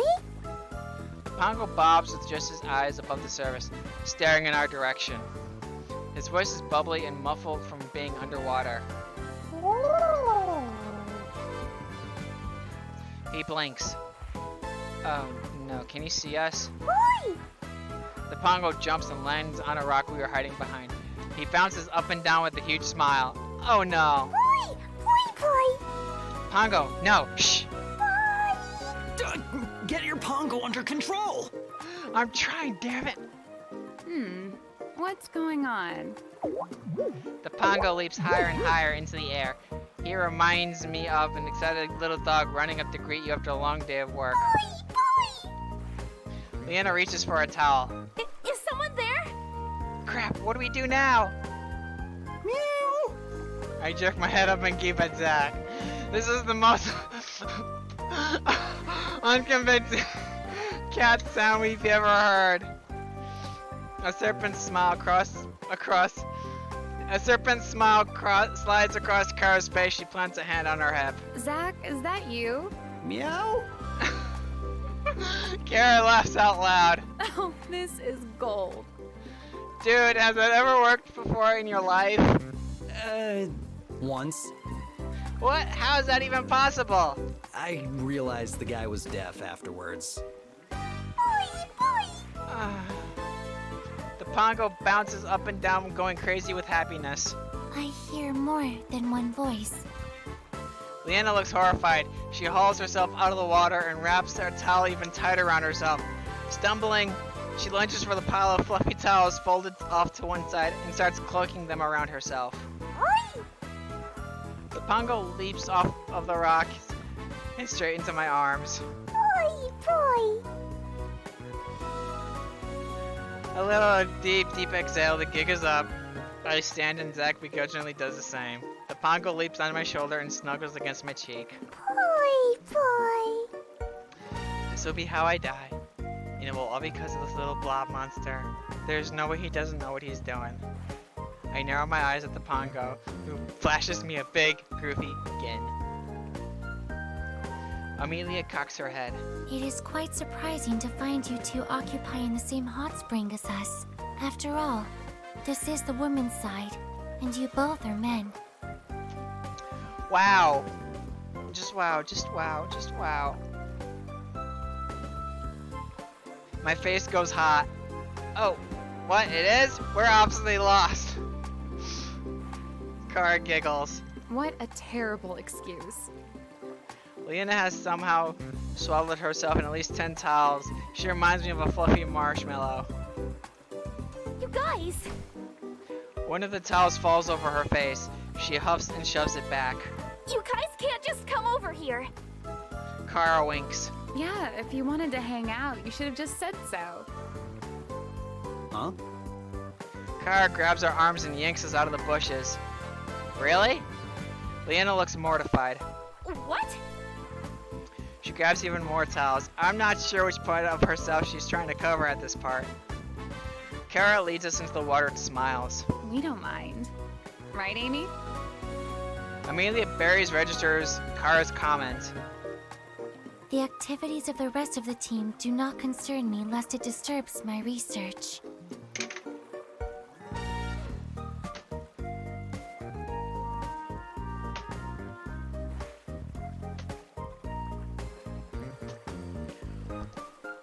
What research is she doing?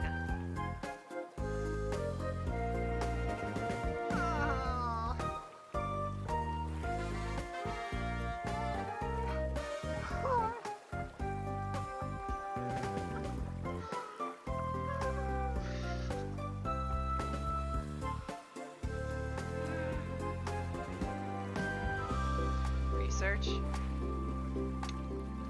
Amy nods. She lifts her head and makes some of the water rise, shaping it into little dolphins. Pongo blinks curiously. He jumps down from my shoulder and onto a small rock to investigate. She smiles and waves her head. Tiny dolphins dive in and out of the water. Pongo's eyes sparkle with wonder. She looks pleased with herself, but I have no idea what the heck she's trying to research. Kara slides in and bumps Zach with her head, making him jump. So, did you like what you saw earlier? He turns away and crosses his arms, but his cheeks turn a slight pink. I saw nothing. Kara's smile turns wicked. Oh, really? What a shame. Well, now that you're here, you might as well make yourself useful. I need my back washed, please. But Leanna already did. I thought you didn't see anything. Zach shuts up and his face becomes red. Kara grins and hands him a loofah. She swims over to the side so she can pop herself up and relax as she sets Zach to work. I swim to one of the edges with the Pongo and Amy having fun, and Zach and Kara doing their own business. There's only one person left. Hey, where did Leanna go? Huh? I turn around, but there's nothing there except for a giant pile of towels as tall as a human. This girl. Leanna, is that you under there? No. The towels shiver a bit as to get at what I'm guessing is Leanna shifting around from underneath. Why are you buried under all those towels? It's just very cold out here. Cold? Yes, In the hot springs. that's right. Okay, do we do A, if you're uncomfortable, I can go and be a gentleman? B, I give it 20 seconds before it gets too hot? Or C, I'm not talking to a mountain of towels?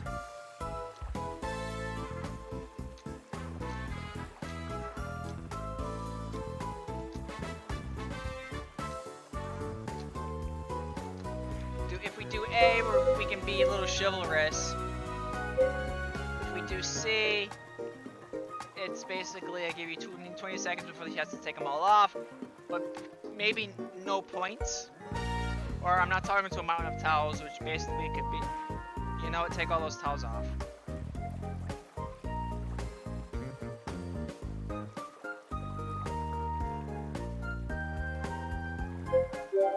I frown. It's really just talking to a stack of towels. Leanna doesn't say anything, but after a second I hear some shuffling. She starts unwrapping herself. I guess she thought it was a bit strange too. Finally, Leanna emerges with just a single towel on. She comes over and takes a seat on the edge of the spring, letting her legs dangle in the water. Her face is still flushed, and I have a feeling it's not just from the heat. You know, all things considered, I think your wolfskin armor was more revealing than this. Leanna blinks at me, then laughs. Okay, so that was good. You might be right. Although I do have a confession. She looks at me curiously. What is it? Even with the stack of towels, I saw something just now I didn't see when you were wearing that other outfit. Your ankles! Leanna bursts out laughing. Oh no! How embarrassing! I feel so exposed! She laughs again and the tension from before eases. We continue to chat for a while longer. Kara continues to tease Zach, who stubbornly pretends not to notice, and Amy conjures little chicks in the water to the delight of the pongo. Once it gets close to the end of our reservation time, Zach and I slip back to the men's hot springs so we don't get in trouble. After our time is up in the hot springs, we have to change back into our clothes and meet at the Flushed Mermaid's Inn to have a late night snack. This looks almost identical to all the other inns, but with a different covering of, but instead it has a different color pattern.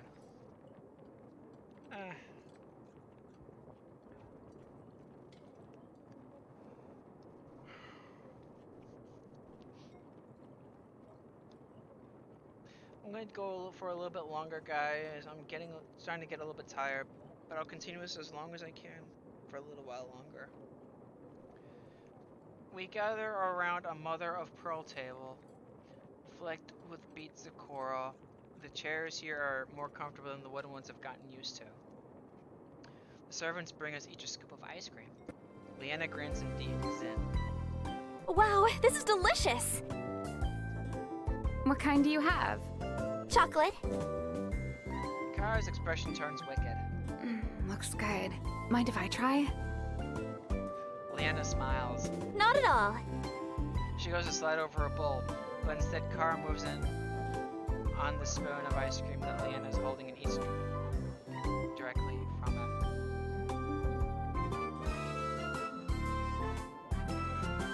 Kara! Yep, you're right. It's delicious. Kara giggles and winks. Zach stares at the scene. Kara seems to feel his stare because she turns to face him. What's wrong? Want me to lick yours, too?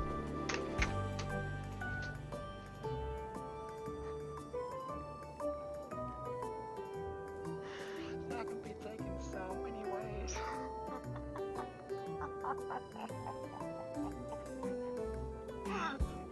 42, I think you found your quote of the day.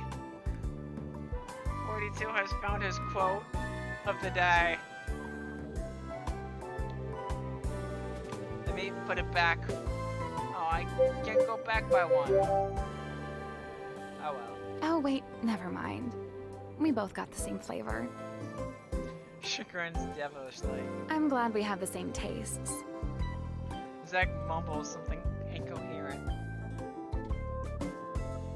Oh, Ethan, you missed the line. The line was,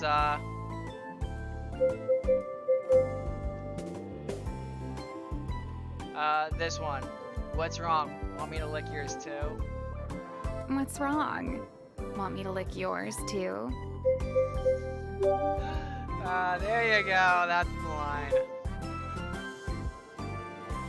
Ethan's like, wait, what happened?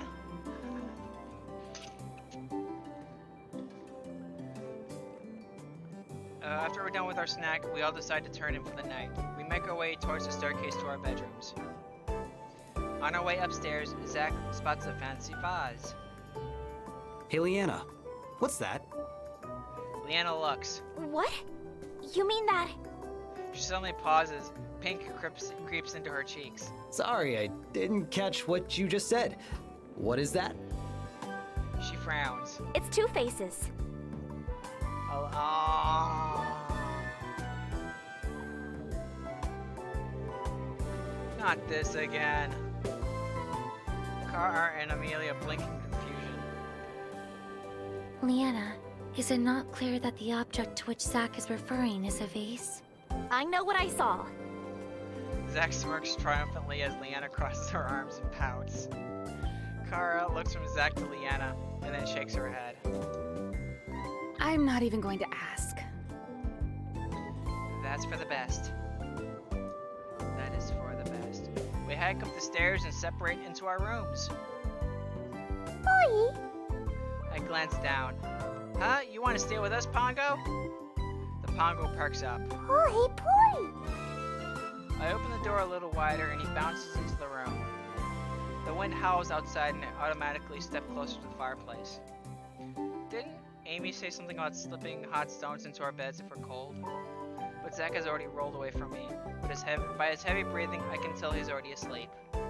I feel pretty relaxed too. I suppose that's the thing about hot springs. It helps you relax and get a good night's sleep.